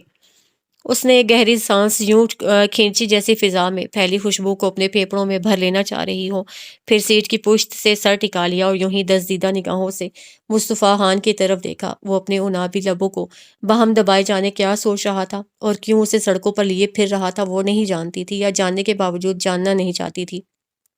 اس کی آنکھوں کے زیرین کنارے ہمیشہ کی طرح سرخ ہو رہے تھے، جبکہ ناک کی اطراف یہ سرخی چہرے کے دوسرے حصوں کی نسبت زیادہ گہری تھی۔ وہ نہیں جان سکی کہ یہ سرخی موسم کے باعث تھی یا اس کے کسی اندرونی خلفشار سے جنم لینے والی سرخی تھی۔ اس کی پیشانی پر لکیروں کا جال بھی پھیلا ہوا تھا۔ اچانک اسے نظروں کا زاویہ بدلا تھا اور لالا رخ کی طرف دیکھا۔ نظروں کا ہلکا سا تصادم ہوا۔ لالا رخ نے عجیب سی شرمندگی اور خفت محسوس کرتے ہوئے نظریں کترا لیں اور رخ موڑ لیا۔ وہ یوں جھینپ گئی گویا کوئی نو آموز چور چوری کرتے ہوئے رنگے ہاتھوں پکڑا گیا ہو۔ کبھی کبھی خاموشی بھی اثر انگیز اور دلکش ہوتی ہے، مگر جب یہ طویل تر ہو جائے تو وحشت بھی ہونے لگتی ہے۔ آخر کب تک آدمی خاموشی میں معنی مفہوم تلاش کرتا پھرے، اور ضروری تو نہیں کہ مقابل بھی اسی خاموشی سے وہی معنی تلاش کر رہا ہو یا اس خاموشی سے فیسینیٹ ہو رہا ہو۔ وہ اس کے چہرے پر پھیلنے والی خفت کو قطع نظر انداز کر گیا تھا اور خاصی سنجیدگی سے کہہ رہا تھا، پھر ذرا سا جھک کر ڈیش بورڈ میں کوئی کیسٹ تلاش کرنے لگا۔ مگر خاموشی کا اپنا ایک حسن تو ہے ہی، وہ آہستگی سے بولی۔ ہاں، اگر اسے محض فرار کے لیے نہ اوڑھا گیا ہو، ایسی خاموشی چبھنے لگتی ہے، اور میرا خیال ہے اس وقت ہم دونوں کے مابین کچھ ایسی ہی خاموشی ہے۔ وہ ابرو اچکا کر ہلکے سے مسکراتے ہوئے بولا اور مطلوبہ کیسٹ نکال کر اسے کیسٹ پلیئر میں لگانے لگا۔ میرا خیال ہے اب گھر چلنا چاہیے، ہو سکتا ہے موری ہاسپٹل سے آ چکی ہوں۔ وہ آ، اس کی بات کے جواب میں عجیب مضطربانہ لہجے میں بولی۔ مصطفیٰ خان فقط ہنکارا بھر کر رہ گیا اور گاڑی ریورس کر کے موڑنے لگا۔ واپسی میں وہی خاموشی طاری رہی، مگر اس میں اس کی لگائی ہوئی کیسٹ سے ابھرنے والی مغنیہ کی آواز ایک ردھم کے ساتھ بجتی رہی۔ تمہارے شہر کا موسم بڑا سہانا لگے، میں ایک شام چرا لوں اگر برا نہ لگے، نہ جانے کیا ہے کسی کی اداس آنکھوں میں، وہ منہ چھپا کے بھی جائے تو بے وفا نہ لگے، جو ڈوبنا ہے تو اتنے سکون سے ڈوبو کہ آس پاس کی لہروں کو بھی پتہ نہ لگے۔ لالا رخ نے آہستگی سے ہاتھ بڑھا کر کیسٹ پلیئر کا بٹن بند کر دیا۔ یکلخت خاموشی چھا گئی۔ مصطفیٰ خان جیسے کسی گہری نیند سے چونک کر لالا رخ کو دیکھنے لگا۔ ابھی گاڑی آپ کچے میں اتار دیتے، وہ اس کی توجہ دلانے لگی اور ڈہلوان کی طرف اشارہ کیا۔ اس کا انداز تادیبی تھا۔ مصطفیٰ خان نے ایک گہری سانس بھرتے ہوئے اپنی طرف سڑک کو دیکھا۔ اچھا خاصا ڈہلوان تھا، اس کی معمولی کوتاہی سے بڑا نقصان ہو سکتا تھا۔ سوری، وہ نادم سا ہو گیا، پھر کسی خیال کے تحت اس کی طرف دیکھتے ہوئے بولا، میں اپنے ساتھ ساتھ تمہیں بھی ناحق مروا دیتا، کیا خیال ہے؟ ابھی زندگی سے اتنی نفرت تو نہیں ہوئی کہ موت عزیز لگنے لگے؟ اس کے لہجے میں ایک طرح کی کاٹ تھی۔ لالا رخ کو اپنے دل میں ترازو ہوتی محسوس ہوئی۔ بہرکیف میں حادثاتی موت یا خودکشی کی موت کو زندگی پر ترجیح نہیں دوں گی۔ کہتے ہوئے وہ رخ موڑ گئی۔ چلو اتنی بھی تسلی بہت ہے میرے لیے۔ وہ ایک گہری سانس کھینچ کر یوں ہنسا گویا اسے کسی طرح کی تسلی ہو گئی ہو۔ وہ دل ہی دل میں جھلس کر رہ گئی۔ حویلی کے پورٹیکو میں گاڑی آئی تو جنت بی بی دوڑتی ہوئی آئیں اور لوبی کا دروازہ کھول کر جلدی سے بولی، آپ کے جاتے ہی آپ کی کسی سہیلی کا فون آیا تھا، تانیہ نام تھا۔ وہ ایک طرف ہو کر اسے اندر جانے کا راستہ دیتے ہوئے بولی۔ لالا رخ اندر داخل ہوتے ہوئے ذرا سی لڑکھڑا گئی، جیسے پیر میں ٹھوکر لگی ہو۔ مصطفیٰ خان نے جلدی سے اس کا بازو تھام لیا۔ تانیہ کے نام پر اس کا دل سوکھے پتے کی طرح کام کر رہ گیا۔ آپ نے بتا نہیں دیا، بیگم صاحبہ کی طبیعت ناساز ہے، وہ باہر گئی ہیں۔ اسے تھام کر وہ اندر داخل ہوتے ہوئے بولا، میں نے تو یہی بتا دیا تھا، انہوں نے کہا ٹھیک ہے میں پھر کر لوں گی۔ یہ تانیہ کون ہے؟ فرینڈ ہے کوئی تمہاری؟ وہ سرسری انداز میں پوچھنے لگا۔ وہ سر اس بات میں ہلا کر نظریں چرا گئی۔ چلو اب تم آرام کرو جنت بی بی، انہیں اندر لے جائیں، اور ہاں ان کے آرام کا پورا خیال رکھا کریں، یہ بہت قیمتی ہیں۔ اس نے جنت بی بی کو تاکید کرتے ہوئے اس پر ایک اچٹتی نگاہ ڈالی اور فریج کھول کر سافٹ ڈرنک کا ٹن نکالنے لگا۔ میں تو جی اپنی طرف سے پورا خیال رکھتی ہوں، مگر یہ اپنی طرف سے بہت ہی لاپرواہ ہیں جی۔ جنت بی بی اسے تھام کر کمرے کی طرف بڑھ گئی۔ میں ٹھیک ہوں بیبی، بس ایک کپ چائے بنا کر دے دیجیے، اور ہاں حمزہ آئے تو اسے میرے پاس بھیج دیجیے گا۔ وہ بدن پر پڑی چادر اتارنے لگی۔ جنت بی بی کی اس اطلاع نے اس کے ذہن کو پھر منتشر کر دیا تھا۔ ایک نادیدہ خوف اس کے اعصاب پر سوار ہونے لگا تھا۔ وہ دونوں ہاتھوں سے کنپٹیاں دباتی کمرے سے ملحق بالکنی میں آ کر کھڑی ہو گئی۔ بالکنی کی خوشنما گرل سے باغیچے کا اگلا حصہ دکھائی دیتا تھا۔ مخملی گھاس دور تک پھیلی ہوئی تھی۔ ہوا کے جھونکوں سے خوشگوار سی لہریں بن رہی تھیں۔ اس نے ایک گہری سانس کھینچی۔ یکایک اسے حبس اور گھٹن کا احساس بڑھنے لگا، مگر وہ جانتی تھی یہ گھٹن کی فضا یا خنکی سے ختم ہونے والی نہیں تھی، بلکہ یہ گھٹن تو اس کے اپنے اندر اپنے واہم و خوف اور سوچوں سے جنم لینے والی گھٹن تھی، جس کا تدارک بیرونی ہوا نہیں کر سکتی تھی۔ مصطفیٰ خان کی گاڑی کا مخصوص ہارن سنائی دیا تو اسے دائیں طرف خوبصورت پورٹیکو کی طرف دیکھا، جہاں وہ اپنی گاڑی میں بیٹھا چوکیدار سے گیٹ کھلوا رہا تھا۔ دوسرے پل اس کی گاڑی بہتے پانی کی طرح اس چکنے فرش پر پھسلتی چلی گئی اور نظروں سے اوجھل ہو گئی۔ لالا رخ کا دل جانے کیوں بے حد اداس ہو گیا۔ آنکھوں کے گوشوں سے بے آواز دو قطرے پھسل پڑے۔ یکایک اسے اپنے دل پر کوئی بوجھ رکھا محسوس ہونے لگا۔ روشانہ نے ٹیرس سے ہی اسے اندر آتے دیکھ لیا تھا۔ سرجن کی جیکٹ اس کے کندھے پر جھول رہی تھی اور آنکھوں پر لگانے والا سیاہ گلاسز اس کے ہاتھ میں جھول رہا تھا۔ وہ اپنے تمام تر اعتماد کے ساتھ روش پر چلتا ہوا اندر جا رہا تھا۔ پلوشا اس کے ہمراہ تھی، گویا وہ اس کا استقبال کرنے نکلی تھی۔ آخر کو وہ اس گھر میں پہلی بار داماد کے رشتے سے آیا تھا۔ پلوشا کوئی شرارتی جملہ کہہ کر ہنس رہی تھی، وہ بھی ہلکے سے مسکرایا تھا۔ روش عبور کر کے دونوں اس کی نظروں سے اوجھل ہو گئے۔ اسے دیکھ کر اس کی بے قراری و اضطراب عروج پر جا پہنچا تھا۔ یہ تو سچ مچ آ گیا، اب کیا ہوگا؟ اس کا سامنا کس طرح ہو سکے گا؟ وہ بے قرار روح کی مانند ٹیرس کے شفاف فرش پر چکر کاٹنے لگی۔ ناحق اپنی بہادری کے زوم میں یہاں رہ گئی، کل ہی کہیں چلی جاتی، خالہ کی طرف نہ صحیح عابد بھائی کی طرف ہی چلی جاتی۔ ناہید بھابھی یوں بھی اسے آنے پر اصرار کرتی رہتی تھی۔ اسے ایک ایک کر کے اپنے سارے ہی رشتہ داروں کے گھر یاد آنے لگے، اور کفی افسوس ملتے ہوئے وہ خود کو سرزنش کرنے لگی۔ ساری ہوا یوں نکل گئی تھی جیسے بھرے ہوئے غبارے میں کوئی پنج بو دے۔ طلال کا بااعتماد سراپا ہی اس کے 2 دن سے مجتمع کی اعتماد کو لہجہ بھر میں ہی ڈھیر کر کے رکھ گیا۔ کہاں پھنسوا دیا لالی آپ نے مجھے، اسے اس پر شدت سے لالا رخ کی یاد آنے لگی۔ ٹہل ٹہل کر ٹانگوں میں درد ہونے لگا تو کرسی پر بیٹھ گئی۔ مزید 10 منٹ گزرے ہوں گے کہ ہما زینہ چڑھتی اوپر آتی دکھائی دی۔ آپی، آپ کو دادو نیچے بلا رہی ہیں۔ وہ اس کے سر پر نازل ہو گئی۔ کیوں؟ وہ کاٹ کھانے کو دوڑی۔ آپ کے وہ آئے ہیں آپی، وہ دانتوں کی نمائش کرتے ہوئے معنی خیز تبسم اچھالتے ہوئے بولی، مگر دوسرے پل سٹ پٹا کر دور ہٹ گئی۔ میرا مطلب ہے کہ طلال بھائی آئے ہیں۔ شرارت کرنے کی خواہش اس کے اندر ہی دم توڑ گئی۔ وہ پورے غصے سے کرسی دھکیل کر کھڑی ہو گئی تھی۔ اس کے چہرے کے زاویوں میں ناگواری سمٹ آئی تھی۔ تو میں کیا کروں؟ اتنے لوگ تو نیچے ہیں ان کی حاضر مدارات کرنے کے لیے، تو مجھے کیوں ڈانٹ رہی ہیں؟ وہ تو دادو بلا رہی ہیں آپ کو۔ ہما اس کے ان رویوں پر حیران پریشان ہو گئی۔ جاؤ دادو کو کہہ دو میرا کل پیپر ہے، میں تیاری کر رہی ہوں، نیچے نہیں آ سکتی۔ یوں بھی وہ کافی ہیں اپنے بھانجے اور داماد کو پروٹوکول دینے کے لیے۔ وہ رکائی سے کہہ کر ریلنگ سے نیچے جھانکنے لگی۔ ہما اس کے رویے پر متعجب ہوئی، تاہم اس کے غصے سے ڈر کر بھاگ لی۔ یقیناً اس نے اس کی ساری باتیں منوان دادی کی گوش گزار کر دی تھیں۔ کچھ دیر بعد پلوشا آتی دکھائی دی۔ یا اللہ، اسی ٹیرس سے نیچے کود جاؤں، خس کم جہاں پاک۔ اس کا پارا اسے دیکھ کر مزید ہائی ہو گیا۔ تم لوگ مجھے پڑھنے دو گے یا نہیں؟ اس نے ایک طرف رکھا جرنل اٹھا لیا۔ سارا سال پڑھ لیتی تو اس ایک دن میں اتنا سارا نہ پڑھنا پڑتا۔ جواب پلوشا کی بجائے مردانہ آواز میں ملا تو وہ جھٹکے سے مڑی۔ آئی ایم سوری آپی، انہوں نے مجھ سے پوچھا اوپر جانے کا راستہ کہاں سے جاتا ہے۔ پلوشا نے جلدی سے اس کے سامنے ہاتھ جوڑ دیے اور نہایت مسکین صورت بنا لی۔ تم کیوں معافی مانگ رہی ہو اس طرح ہاتھ جوڑ جوڑ کر؟ تو تم لوگوں نے اسے سر پر چڑھا رکھا ہے۔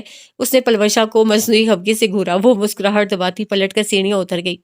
لاؤ ذرا دکھاؤ، صبح سے پڑھائی ہی ہو رہی ہے تو کتنا پڑھ لیا اور سمجھ لیا۔ وہ 2 قدم اس کی جانب بڑھا اور جرنل اس کے ہاتھ سے لینا چاہا۔ اس کا انداز سراسر تضحیک آمیز تھا۔ وہ جرنل والا ہاتھ بدقت پیچھے کر گئی۔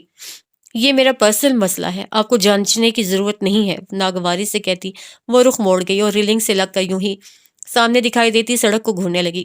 در حقیقت وہ اپنا اعتماد بحال کر رہی تھی جو اسے اچانک سامنے پا کر بکھر گیا تھا۔ میں بھی تو تمہارا پرسنل مسئلہ ہی ہوں ان دنوں، اور جس کو تم نظر انداز کرنے کے باوجود نہیں کر پا رہی ہو۔ ادھر دیکھو، برائے مہربانی آپ یہاں سے تشریف لے جائیے۔ میں پہلے ہی آپ کو باور کروا چکی ہوں کہ میں آپ کی کوئی بات، کوئی وضاحت نہیں سنوں گی۔ وہ پھٹ پڑی۔ تو وضاحت دے بھی کون رہا ہے؟ وہ ریلنگ سے لگ کر استہزائیہ انداز میں اسے تکنے لگا جیسے اس کے سلگنے کوڑنے پر حظ اٹھا رہا ہو۔ بہرحال اس کا یہ روپ خاصا دلچسپ تھا اس کے لیے اور بالکل انوکھا تجربہ ثابت ہو رہا تھا۔ تو پھر کیوں آئے ہیں؟ وہ پھاڑ کھانے والے انداز میں اس کی طرف مڑی۔ صرف یہ دیکھنے کہ احمق اور عقل سے پیدل لڑکیاں کیسی ہوتی ہیں۔ ادھر بلا کا اطمینان تھا اور ساتھ ہی گہری سانس یوں کھینچی جیسے حقیقتاً افسوس کر رہا ہو۔ تو دیکھ لیجئے، مجھ جیسی ہی ہوتی ہیں احمق لڑکیاں جو آسانی سے مرد کے پھیلائے ہوئے جال میں آپ پھنستی ہیں، یا جذبات میں آ کر اپنے پیر کاٹ کر از خود اس جال میں ہمیشہ کے لیے قید ہو جاتی ہیں، تاعمر سلگنے اور کوڑنے کے لیے۔ وہ یکدم آزردگی کی لپیٹ میں آ گئی۔ اس کے چہرے پر غصے کی سرخی میں ملال اور دکھ کی آمیزش بھی شامل ہو گئی۔ اس نے طلال کو یوں دیکھا جیسے کوئی ڈوبنے والا ساحل پر کھڑے تماشا دیکھنے والے کو بے بسی اور کرب آمیز لاچاری سے دیکھتا ہے۔ دانا ٹھیک ہی کہتے ہیں کہ جہاں محبت کی حکمرانی نہ ہو وہاں خوف کی حکمرانی ہوتی ہے، بلکہ بدگمانی کی۔ اس نے متاسفانہ سانس بھر کر اسے دیکھا تو وہ تڑپ کر رہ گئی۔ محبت؟ آپ کو کیا پتا کہ محبت کہتے کسے ہیں؟ یہ کیا جذبہ ہے اور اسے سینچنے کے لیے کن رویوں کی ضرورت ہوتی ہے؟ آپ جیسے خود پرست اور مفاد پرست لوگ اس جذبے کے تقدس کو پامال تو کر سکتے ہیں، اسے نمو نہیں بخش سکتے۔ وہ زہر خوند سے سر جھٹک کر زینے کی طرف بڑھی۔ تلخی، غصے اور اداسی نے بیک وقت اس پر غلبہ پا لیا تھا۔ اسے اپنی رگوں میں دوڑنے والا خون بھی کڑوا اور گدلا محسوس ہونے لگا۔ سینے میں کوئی آگ سی بھڑک رہی تھی۔ دل چاہ رہا تھا یہ ساری کی ساری آگ اس پر انڈیل دے۔ اس کا تر و تازہ سراپا یہ احساس دلا کر اسے مارنے کو کافی تھا کہ وہ اتنے دنوں سے جس عذاب سے گزر رہی ہے وہاں اس کی آنچ تک نہیں آئی۔ یہی تو المیہ ہے کہ لوگ سچائی کی آنکھ رکھنے کے باوجود سچائی کو نہیں پہچان پاتے۔ طلال کے چہرے کے نقوش میں پتھریلا پن سمٹ آیا۔ روشانہ حسد بے اعتباری خودرو پودے کی طرح ہوتی ہے، اسے جتنا سینچو گی اتنا ہی بڑھے گا اور ایک دن جنگل کی طرح چاروں طرف اگ آئے گا اور پھر چاہنے کے باوجود کوئی راستہ تلاش نہ کر سکو گی۔ وہ زینے کی ریلنگ پر ہاتھ ٹکا کر اس کا راستہ روکتے ہوئے بولا۔ جواباً وہ اسے زخمی نظروں سے دیکھ کر رہ گئی اور اس کا ہاتھ جھٹک کر نیچے اتر گئی۔ وہ متاسفانہ سانس بھر کر رہ گیا۔ غصے کی ایک تند لہر وجود کے اندر سے کہیں اٹھی تھی، جسے بمشکل دباتا وہ خود بھی نیچے آ گیا۔ آمنہ بیگم نے اسے کسی ہوٹل میں ٹھہرنے کی ہرگز اجازت نہ دی۔ خود اسد خان اور سبیہا نے بھی اسے پیار بھری ڈانٹ ڈپٹ سے روک لیا تھا۔ اس کی موجودگی روشانہ کے لیے کسی آزمائش سے کم نہ تھی۔ باپ کی وجہ سے اسے بھی اسی ٹیبل پر رات کا کھانا کھانا پڑا، ساتھ ساتھ دادی کی لان تان الگ سننا پڑی۔ وہ اسے سخت سست، نافرمان، گستاخ اور بد تہذیب گردان رہی تھیں۔ یہی طریقے رہے تو بس کر لی تم نے گھرداری اور سنبھال لیا شوہر اور بچوں کو۔ ارے بی بی، ایک ایسی تعلیم ہے جو گھر آئے مہمانوں کی عزت اور احترام کرنا نہ سکھائے، بڑوں سے خود سری اور نافرمانی کرنا سکھائے۔ وہ بھری بیٹھی تھیں، شام سے رات ہونے کو آئی تھی، تب کہیں جا کر روشانہ بی بی کی صورت نظر آئی تھی، وہ بھی اکھڑی اکھڑی۔ طلال کے سامنے جس طرح سے وہ اسے ڈانٹ رہی تھیں، وہ اور امی بھی ان کی ہمنوا تھیں۔ وہ سبکی محسوس کر کے رہ گئی، آنکھوں میں مرچیں سی بھرنے لگیں۔ میرا خیال ہے آج کے لیے اتنا کافی ہے خالہ جان، طلال لب دبائے مسکراہٹ روکتے ہوئے بولا تھا، گویا اس پر احسان کر رہا ہو۔ پلوشا نے سر جھکا کر ہنسی چھپائی تھی۔ اے میاں، تمہیں نہیں پتا، ایسی پڑھائی کو میں کہوں آگ میں جھونکو لو، دیکھو ذرا تم شام سے آئے بیٹھے ہو اور اس نے اپنے سسرال والوں کی خیر خیریت تک نہیں پوچھی آ کر تم سے، اور ادھر وہ سب اسی کی محبت میں مرے جا رہے ہیں۔ لالی کے شوہر مصطفیٰ کے تایا ہاسپٹل میں پڑے ہیں مگر اس نے جو خیریت پوچھی ہو، یہ طریقے ہوتے ہیں خاندانی لڑکیوں کے؟ بہت بری بات ہے یہ تو روشی بیٹا۔ پاپا نے اسے تادیبی نظروں سے دیکھا۔ اماں کی باتیں 100% سچ تھیں۔ انہوں نے روشانہ کو فہمائشی نظروں سے دیکھا جو پہلے ہی گھائل بیٹھی تھی۔ میری طبیعت کچھ ٹھیک نہیں تھی پاپا، اور پھر آپ سب لوگ تو ہیں نا ان کے آگے پیچھے پھرنے والے۔ نہ چاہتے ہوئے بھی وہ تڑک گئی اور کرسی دھکیل کر کھڑی ہو گئی۔ روشانہ، یہ کیا بدتمیزی ہے؟ پاپا لہجہ بھر کو ساکت ہوئے، پھر جھٹکے سے خود بھی کرسی سے اٹھے، مگر وہ ٹھہری ہی نہیں، پردہ اٹھا کر ڈرائنگ روم سے نکل گئی۔ اور اٹھاؤ اس کے ناز نخرے اور چڑھاؤ اسے سر پر۔ آمنہ بیگم کا پارا تو نقطۂ اشتعال تک پہنچ چکا تھا۔ سبیہا بیگم اس کے اس رویے پر ندامت محسوس کر کے وہاں سے اٹھ گئیں۔ ٹیبل پر یکلخت کھچاؤ کی فضا طاری ہو گئی۔ پاپا دوبارہ کرسی پر بیٹھ گئے۔ ان کے چہرے کی سرخی سے ظاہر تھا کہ وہ غصہ دبا رہے تھے۔ اب کیسی طبیعت ہے مصطفیٰ کے تایا کی؟ ڈاکٹرز کیا کہتے ہیں؟ چند اعصاب شکن لمحات گزرنے کے بعد وہ ایک گہری سانس بھرتے ہوئے طلال سے مخاطب ہوئے اور پلیٹ دور کھسکا کر پانی کا گلاس اٹھا لیا۔ میں اسی سلسلے میں اسلام آباد آیا ہوں۔ سیمینار کے ساتھ کچھ دوسرے ڈاکٹرز سے مشورہ بھی کرنا تھا۔ ڈاکٹر بخاری تو خاصی پر امید ہے۔ تیفی نے مجھے رپورٹس بھجوائی ہیں مگر مسئلہ خود آقا جان کا ہے۔ وہ آپریشن کرانے کے حق میں نہیں ہیں، جبکہ بائی پاس آپریشن اب ان کے لیے ناگزیر ہے۔ ان کے دل کی 3 نالیاں بلاک ہیں۔ ہائے نوج، تو پھر وہ مان کیوں نہیں لیتے؟ آمنہ بیگم کو حیرت کے ساتھ تشویش ہونے لگی۔ بس وہ کچھ ضدی سے آدمی ہیں، کہتے ہیں موت کا وقت مقرر ہے، آنی ہوگی تو آپریشن کے بعد بھی آ جائے گی، اور زندگی ہوگی تو یوں بھی جی لوں گا۔ پلوشا وہاں سے اٹھ کر روشانہ کے کمرے کی طرف آئی۔ اسے شدید حیرت ہو رہی تھی کہ یکایک روشانہ کو کیا ہوا ہے۔ کہاں تو طلال کے ذکر پر اس کے خوشنما چہرے پر گلال بکھر جاتے تھے، کتاب ہاتھ میں ہوتی تو وہ اسی کے تصور میں گم رہتی، اور اب کہاں وہ کل سے آیا تھا تو وہ اس کی صورت سے بیزار دکھائی دے رہی تھی۔ اسے دکھ اور حیرت اس پر بھی تھی کہ وہ ایسی خود سر اور بد اخلاق تو نہ تھی کہ یوں منہ کو آتی، دادی کی ڈانٹ ڈپٹ پر ہمیشہ ہنس دیا کرتی یا پھر سنی انسنی کرتی ادھر ادھر ہو جایا کرتی تھی۔ غصے کا یہ دھواں تو یقیناً دل میں لگی کسی آگ کا تھا۔ آقا جان کو بالآخر آپریشن کے لیے راضی کر لیا گیا تھا۔ اسلام آباد میں ڈاکٹر بخاری کے ہاسپٹل میں منتقل کیا جانا تھا، جہاں 2 روز بعد ان کو آپریشن ہونا تھا۔ ڈاکٹر بخاری طلال کے سینئر ڈاکٹر اور ایک طرح سے استاد رہے تھے۔ طلال ان کی بے حد عزت کرتا تھا، اور طلال کے کہنے پر ہی مصطفیٰ خان نے ڈاکٹر بخاری سے رابطہ کیا تھا۔ وہ نہ صرف ایک ذمہ دار اور ذہین ہارٹ سرجن تھے، بلکہ اس پروفیشن کو انہوں نے دولت کمانے کا ذریعہ نہیں بنایا تھا، بلکہ حب الوطنی اور انسانی ہمدردی کے جذبے کے تحت اپنائے ہوئے تھے۔ ان کا ذاتی ہاسپٹل گو کہ بہت بڑا اور اعلیٰ پائے کا تھا، مگر وہاں غریب مریضوں کے لیے بھی گنجائش رکھی جاتی تھی۔ ہر محب وطن شہری کی طرح ان کا بھی کہنا تھا کہ پاکستانی عوام کینسر، بائی پاس یا دوسری بیماریوں کے علاج کے لیے بیرون ملک جانے کے بجائے اپنے ہی وطن کے ہسپتالوں کی طرف رجوع کریں۔ جتنا پیسہ بیرون ملک علاج پر خرچ ہوتا ہے، اس سے آدھا اپنے وطن میں خرچ کر کے علاج کی بہترین سہولیات حاصل کی جا سکتی ہیں۔ اور رہا زندگی دینے کا سوال، تو اموات تو گوروں کی بھی ہوتی ہیں۔ ان کے بڑے بڑے شاندار ہسپتالوں میں بھی مریض اذیتیں سہ سہ کر مر جاتے ہیں، اور زندہ رہنے والے ناکافی سہولیات والے ہسپتالوں میں بھی زندگی پا جاتے ہیں۔ محض بڑے بڑے ہسپتالوں میں پیسہ پھینکنے سے زندگی نہیں ملتی، اور محض جھوٹی تسلی اور بہلاوے کے لیے اپنے وطن کا پیسہ ضائع کرنا اور ان غیر مسلم گوروں کو دے آنا سراسر نادانی ہے۔ جب تک ذہنیت نہیں بدلے گی، یہاں کا ماحول اور نظام نہیں بدلے گا۔ ڈاکٹر بخاری بے حد تعصب سے یہی کہہ رہے تھے۔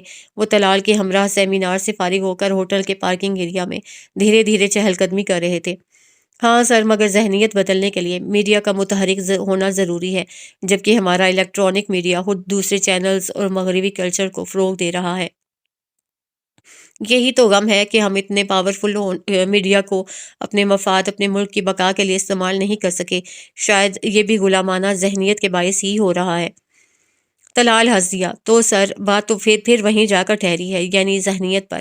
اب لوگوں کو پکڑ پکڑ کر تو واعظ اور نصیحتیں نہیں کی جا سکتی نا۔ اور پھر آج کے سیمینار میں ہی دیکھ لیجئے، 4 گورے سرجنوں کو بلا کر ان کی تکریم اور توقیر کس طرح کی جا رہی ہے، ان کی شان میں قصیدہ گوئی اس طرح کی جا رہی ہے، گویا مسلمان آج جو کچھ ہے محض انہی کی وجہ سے ہیں۔ طب اور سائنس ان گوروں نے ہی ہم تک پہنچائی ہے۔ وہ دونوں پارکنگ ایریا کے کنارے بنے سیمنٹ کے صاف ستھرے ایک بینچ پر بیٹھ گئے۔ ڈاکٹر بخاری اپنی کنپٹیوں پر جمے سفید بالوں پر ہلکی ہلکی انگلیاں پھرتے ہوئے تعصب سے اس کی بات کی تائید میں سر ہلاتے ہوئے بولے، یہی تو المیہ ہے کہ آج ہم شاید کچھ نہیں ہیں، اس لیے کہ ہم اپنے اسلاف کے کارناموں کو بھلا چکے ہیں۔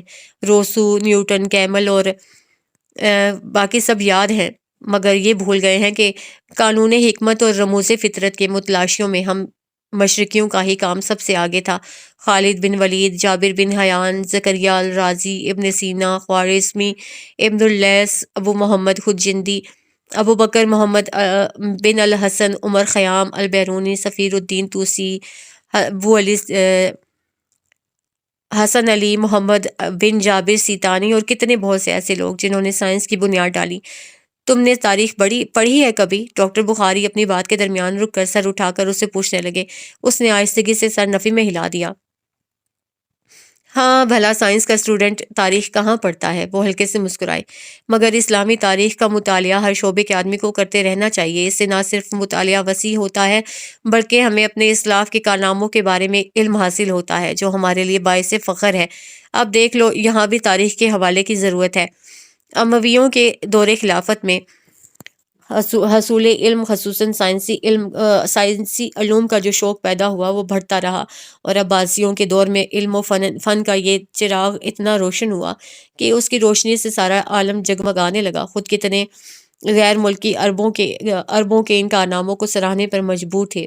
بری فالٹ اپنی کتاب میں لکھتا ہے کہ ہماری سائنس عربوں کی مرہون منت اس لیے نہیں ہے کہ انہوں نے انقلاب آفرین نظریات پیش کیے، بلکہ سائنس اور عربی ثقافت کے احسانات اس سے کہیں زیادہ ہیں۔ سائنس کا وجود انہی کے دم سے ہے۔ یورپی دنیا کو سائنسی روح اور نئے نئے طریقوں سے آشنا کرنے والے عرب ہی تھے۔ اب دیکھ لو، گنتی اور عادات کا لکھنا سکھا کر مسلمانوں نے یورپ کو حقیقی ریاضی سے روشناس کرایا۔ آج بھی 1، 2، 3 اور 4 وغیرہ کے مفرد عادات یورپی زبانوں میں عربی ہندسوں کے نام سے یاد کیے جاتے ہیں۔ Very strange. طلال کے چہرے پر حیرت اور مسرت کی چمک بڑھ گئی۔ وہ پوری دلچسپی سے ڈاکٹر بخاری کی فکر انگیز اور مفید باتیں سننے لگا۔ ہاں، آج بھی تم دیکھو، ہندسوں کے سلسلے کو الخوارزمی کے نام پر یورپی زبانوں میں الگورتھم کہا جاتا ہے۔ برخوردار کون سا علم ہے جس پر مسلمانوں کے گہرے نقوش موجود نہیں ہیں؟ ستاروں کو ہی دیکھ لو، درجنوں ایسے ہیں جو مسلمانوں کے ہی دیے ہوئے نام سے آج بھی پہچانے جاتے ہیں۔ انہوں نے فخریہ انداز میں طلال کو دیکھا۔ دراصل یہ حاسد اور کینہ پرور مغربی لوگ ہمیشہ اقوام مشرق کو پسماندہ ثابت کرنے پر تلے رہے۔ ایک زمانے میں خود انہی کا ایک پروفیسر ہوم یارڈ، غالباً یہی نام تھا، اس نے اپنے مضامین میں یہ ثابت کرنے کی کوشش کی کہ جابر بن حیان نہ صرف عالم اسلام کا بلکہ تمام دنیا کا عظیم ترین کیمیا دان تھا۔ تو یورپی پادریوں اور مغربی نام نہاد سائنسدانوں نے زبردست شور و غل مچایا کہ جابر بن حیان محض ایک فرضی نام ہے۔ دراصل اہل یورپ ہمیشہ اسی کوشش میں لگے رہے ہیں کہ مسلمانوں کے ذہنوں میں یہ نہ سما جائے کہ ہم بھی کبھی کچھ تھے، اور آج بدقسمتی سے مسلمان ان کی اس سازش کا شکار ہو چکے ہیں اور ہم نے مسلمانوں کا علم پس پشت ڈال دیا۔ تم کسی بھی طالب علم سے پوچھو تو مسلمان سائنسدان کے معاملے میں ان کی معلومات صفر ہوگی۔ وہ نیوٹن کو تو جانتے ہیں مگر یہ نہیں سمجھتے کہ مولانا روم کا زمانہ نیوٹن سے 500 سال پہلے کا زمانہ تھا، جب وہ نظریہ تجاذب کو سمجھ گئے تھے اور اپنے عمدہ اشعار میں فرمایا تھا کہ اس کائنات کا ہر ذرہ دوسرے ذرے کو اس طرح کھینچتا ہے جس طرح کے کوہربا گھاس اور تنکوں کو کھینچتا ہے، اور آسمان اور زمین ایک دوسرے کو لوہے اور مقناطیس کی طرح کھینچتے ہیں۔ اور پھر مولانا صاحب اس مسئلے پر بحث کرتے ہیں کہ یہ زمین فضائے بسیط میں معلق کیوں ہے، کسی طرح گر کیوں نہیں پڑتی۔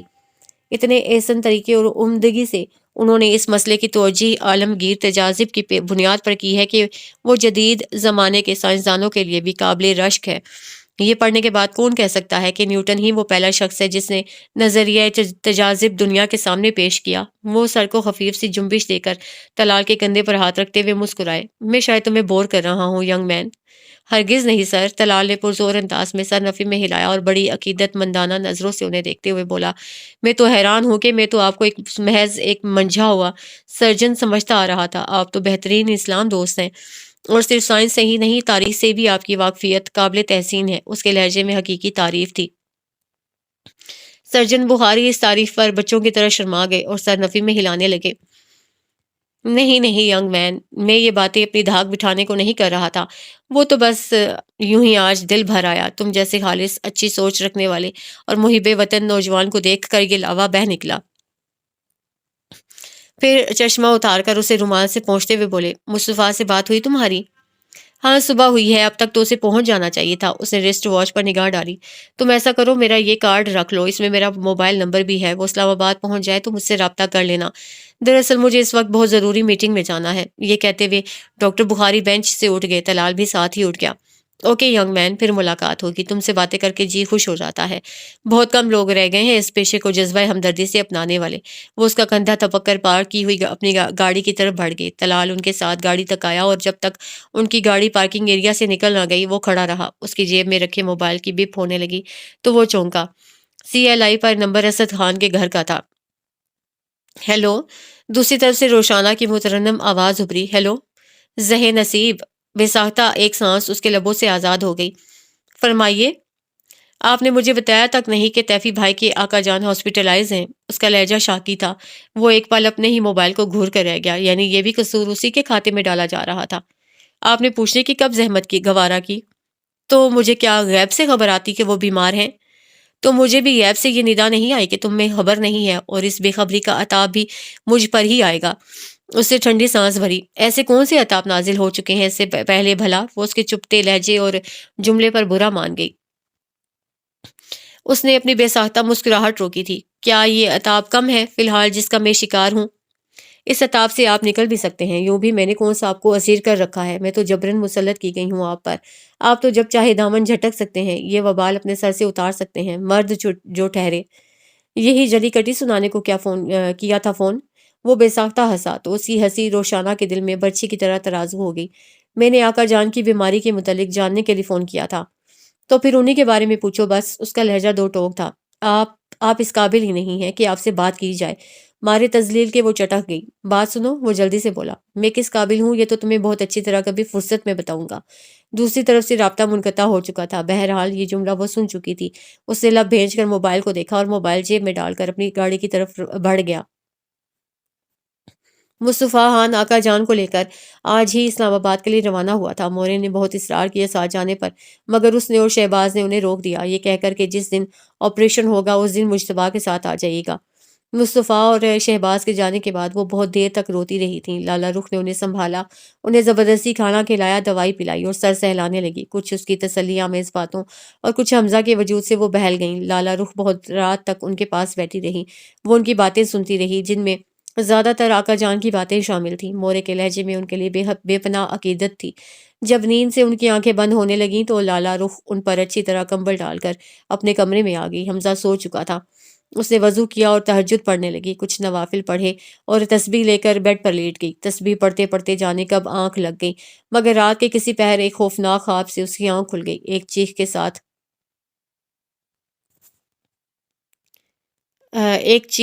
کے ساتھ اٹھ کر بیٹھ گئی اور ایک وحشت کے عالم میں بیڈ ٹولا جو دور تک خالی تھا بلکہ پورا کمرہ بھائیں بھائیں کر رہا تھا۔ اف! اس نے تکیے پر سر رکھ کر آنکھیں زور سے میچ لیں۔ کس قدر ہیبت ناک خواب تھا! اس کا سانس تیزی سے چل رہا تھا، دماغ میں سنسناہٹ ہو رہی تھی۔ وہ پلکیں جھپکے بغیر چھت کو تکنے لگی۔ یہ کیسا خواب تھا؟ اس قدر ڈراؤنا، اتنا وحشت ناک! زندگی میں کسی ڈراؤنی صورت اس نے کبھی نہ دیکھی تھی۔ کوئی بلا تھی یا وہ آنکھیں بند کر کے خواب کا آ، تص- آ، تصور کرنے لگی۔ دور تک ایک گھنا جنگل تھا جس کی گہری تاریکی میں وہ بھاگ رہی تھی۔ حمزہ بھی اس کے ساتھ تھا جو بار بار گر رہا تھا، جسے وہ کبھی سنبھال لیتی، کبھی اس کے ساتھ خود بھی جھاڑیوں پر گر جاتی۔ حمزہ رو رہا تھا اور ایک ہی گردان کر رہا تھا، پاپا کے پاس جانا ہے، پاپا کے پاس جانا ہے۔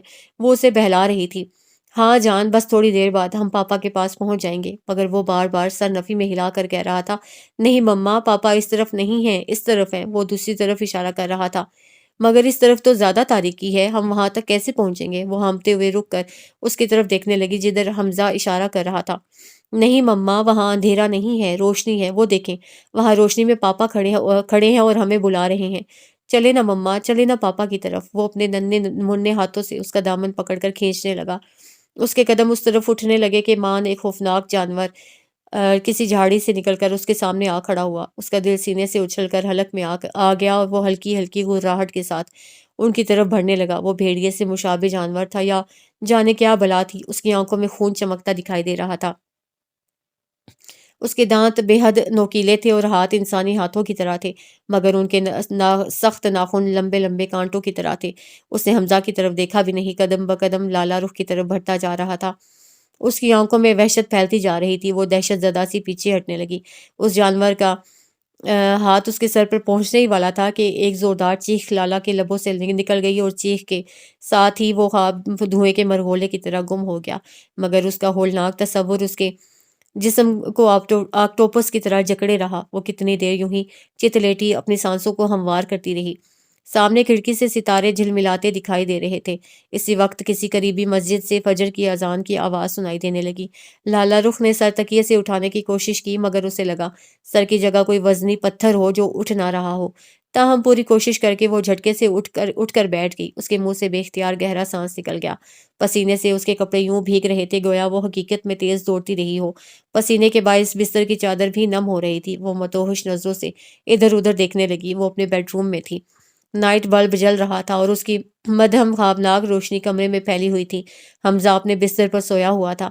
اس کا ذہن آہستہ آہستہ بیدار ہونے لگا۔ پھر وہ پوری توجہ سے اذان سننے لگی۔ اذان ختم ہوئی تو لالا نے وضو کیا، فجر کی نماز پڑھی۔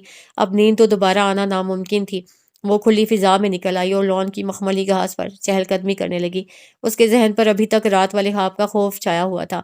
اس نے سوچا وہ صدقہ دے دے گی۔ امی ہمیشہ کہا کرتی تھیں، برا خواب دیکھو تو تعوذ پڑھ کر کروٹ بدل لیا کرو اور استطاعت ہو تو صدقہ دے دینا بہتر ہوتا ہے، آنے والی مصیبت اور بلا ٹل جاتی ہے اور برے خواب کی شر سے پناہ مانگ لینی چاہیے۔ اس نے کرسی پر بیٹھ کر دعا مانگی اور مختلف قرآنی آیات کا ورد کرتی رہی۔ سورج طلوع ہوتے ہی ہر شے کو روشنی نے اپنے لپیٹ میں لے لیا تھا۔ اس نے ایک گہری سانس کھینچی اور اٹھ کر اندر چلی آئی۔ جنت بی بی اور زینت ناشتہ تیار کر رہی تھیں، وہ بھی ان کی مدد کرنے لگی۔ رات میں نے تمہیں ناحق پریشان کیا، میرے ساتھ تم بھی جاگتی رہیں، ناشتے کے دوران مورے لالا رخ سے کہہ رہی تھیں۔ لالا رخ کی آنکھوں کے زہری کناروں پر جمی سرخی نے انہیں شاید شرمندہ کر دیا تھا۔ کیسی بات کر رہی ہیں مورے؟ پریشانی والی بھلا کیا بات تھی؟ کیا ماں بیٹی دیر تک جاگ کر باتیں نہیں کر سکتی؟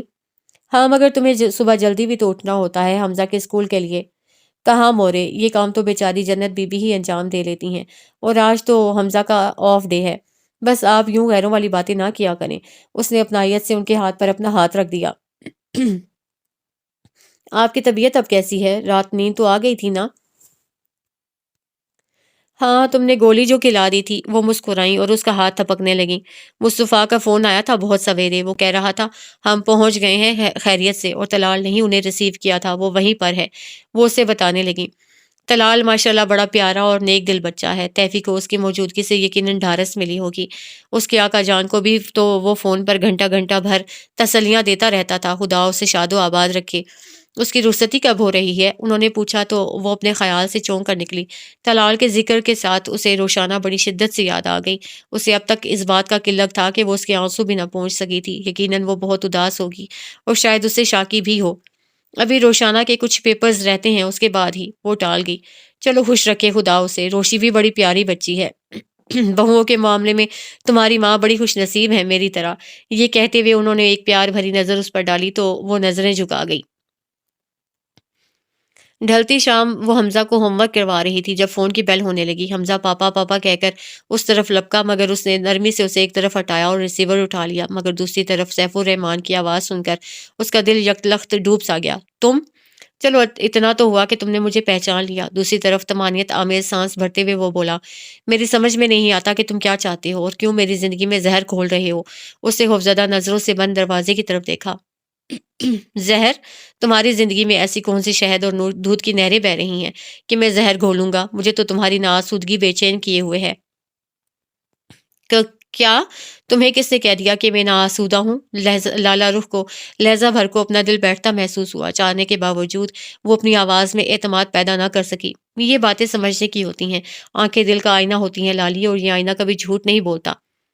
وہ چیخ کر اس کی بات کو جھٹلانا چاہتی تھی مگر چپ سی رہ گئی، پھر ایک گہری سانس کھینچ کر بولی، تمہیں غلط فہمی ہوئی ہے، میں تم سے ملنا چاہتا ہوں لالہ رخ، آج ہی، بلکہ اسی وقت۔ وہ اس کی بات سنی انسنی کرتے ہوئے عجیب آنچ دیتے لہجے میں بولا، ہوش میں ہو تم؟ وہ گھٹے گھٹے انداز میں چیخی، بالکل ہوش میں ہوں، بلکہ ابھی تو ہوش میں آیا ہوں۔ اور بات سنو، میں مصطفیٰ خان کی حویلی سے 1 کلومیٹر دور ہوں، ایک مقامی پارک سے بات کر رہا ہوں، تم اسی وقت وہاں آ جاؤ۔ لالہ رخ کو لگا وہ چکرا کر گر جائے گی۔ اس نے جلدی سے بیڈ گراؤنڈ پر ہاتھ رکھ کر خود کو سنبھالا دیا تھا، مگر اس کے اعصاب بری طرح منتشر ہو گئے تھے۔ ہیلو، تم سن رہی ہو نا میری بات؟ Hello lolly. وہ ماؤتھ پیس پر انگلیاں بجانے لگا، پھر اس کی سانسوں کی آواز سے اس کی موجودگی محسوس کرتے ہوئے بولا، اگر تم نہیں آتی تو میں خود تمہارے پاس آ جاتا ہوں۔ جب تک تم مجھ سے بات نہیں کرو گی، ملو گی نہیں، میں مردان سے واپس نہیں جاؤں گا۔ کیوں؟ مگر کیوں ملنا چاہتے ہو مجھ سے؟ وہ گھٹے گھٹے لہجے میں بولی جیسے ابھی رو دے گی۔ اس کی آواز ڈوبتے تارے کی مانند لرز کر رہ گئی۔ میں بھلا کیسے اور کیوں کر تم سے مل سکتی ہوں؟ تمہارا اور میرا تعلق کیا ہے اب؟ جو تعلق تھا وہ تم ختم کر چکے ہو۔ وہ اسی لرزتے ڈوبتے لہجے میں بولی، رشتے نئے سرے سے استوار بھی تو ہو سکتے ہیں۔ میں ایک شادی شدہ عورت ہوں سیف الرحمان، وہ اذیت کے عالم میں بلبلائی، مگر گھبرا کر اپنی آواز کو قابو میں رکھتے ہوئے دبے لہجے میں بولی، اس گھر میں میری ایک عزت ہے، خدا کے لیے اسے یوں رسوا کرنے کی کوشش مت کرو۔ میرے غموں اور پریشانیوں میں تمہاری آمد سوائے اضافہ کرنے کے کچھ نہیں کر سکتی۔ اس کی آواز بھیگ گئی، مگر ادھر اس کی بس ایک ہی رٹ تھی، تم وہاں پارک میں پہنچو، میں تمہارا انتظار کر رہا ہوں، اور دیکھو اس وقت عالم دیوانگی میں ہوں، اگر تم نہیں آئی تو میں خود تمہارے پاس آ جاؤں گا۔ یہ کہتے ہوئے اس نے لائن ڈسکنیکٹ کر دی۔ لالہ رخ چیختی رہ گئی، اسے پکارتی رہ گئی، پھر احساس شکست سے بیڈ کے کنارے ڈھہ سی گئی۔ حویلی سے باہر نکلنا اس کے لیے کوئی مشکل نہ تھا، مگر سیف الرحمان سے قریبی پارک میں ملنے جانا اس کے لیے کسی عذاب سے کم نہ تھا۔ ایسا سوچ کر ہی اسے اپنے بدن میں چونٹیاں سی رینگتی محسوس ہونے لگیں۔ اسے خالی خالی نظریں حمزہ کی جانب اٹھائیں جو مایوس سائے کونے میں جا کر بیٹھ گیا تھا، شاید وہ مصطفیٰ خان کے فون کا منتظر تھا۔ اچانک اس کی نظر وال کلاک پر پڑی تو اس کا دل بیٹھنے لگا، اسے اس کی وارننگ یاد آ گئی، اور اس سے پہلے کہ وہ یہاں پہنچ جائے اسے ہی جانا تھا۔ اس کے ٹھٹرے اعصاب میں شعلہ سا بھڑک اٹھا، وہ اپنے ٹمٹماتے چہرے پر ہاتھ پھیر کر جلدی سے اٹھی، چادر نکال کر اوڑھی اور حمزہ کا ہاتھ پکڑ کر باہر کی طرف دوڑ گئی۔ مورے باغیچے میں بیٹھی قرآن شریف پڑھ رہی تھی، اس نے ان سے قریبی پارک جانے کی اجازت لی کہ حمزہ بہت ضد کر رہا ہے باہر جانے کی۔ وہ اسے نزدیکی پارک میں یوں ہی گھما پھرا کر لاتی ہے اور ان کی طرف کا جواب سنے بنا سرعت سے حویلی کے داخلی دروازے کی طرف دوڑ گئی۔ اس کے دل میں ایک قیامت برپا تھی، سیف الرحمان کا مردان پہنچ جانا، اور حویلی کے قریب ہی اس کی موجودگی اس کے حواسوں پر بم کی طرح بلاسٹ ہوئی تھی۔ اس نے سوچا آج وہ صاف لفظوں میں اسے بتا دے گی کہ وہ اس سے کسی طور تعلق نہیں رکھنا چاہتی، بلکہ اس کی صورت تک دیکھنے کی روادار نہیں۔ وہ اپنی زندگی میں ناآسودہ ہے، تب بھی اس کی مدد اور تعاون کی خواہش مند نہیں ہے۔ وہ اسی زندگی سے سمجھوتا کر لے گی، مگر عزت پر حرف نہ آنے دے گی۔ وہ سوچوں کے انتشار میں ڈوبی پارک تک پہنچی تو اس کا تنفس یوں تیز تھا جیسے 1 کلومیٹر کا فاصلہ نہیں بلکہ میلوں کا فاصلہ طے کر کے وہاں پہنچی ہو۔ اس کے سرخ سرخ چہرے پر پسینہ شبنم کی طرح دمک رہا تھا۔ اس نے پارک پر ایک طائرانہ نظر ڈالی۔ دور دور اکا دکا لوگ دکھائی دے رہے تھے، کہیں کہیں بچے بھی کھیلتے نظر آ رہے تھے۔ اس نے حمزہ کے ہاتھ پر گرفت مضبوط کر لی۔ مان اس کا دل سینے میں پھیلا سکڑا اور خون رگوں میں پوری روانی سے دوڑنے لگا۔ وہ کسی گوشے سے نکلا تھا اور قدم اٹھاتا پارک کے داخلی حصے کی طرف آ رہا تھا۔ اس نے بھی لالہ رخ کو دیکھ لیا تھا۔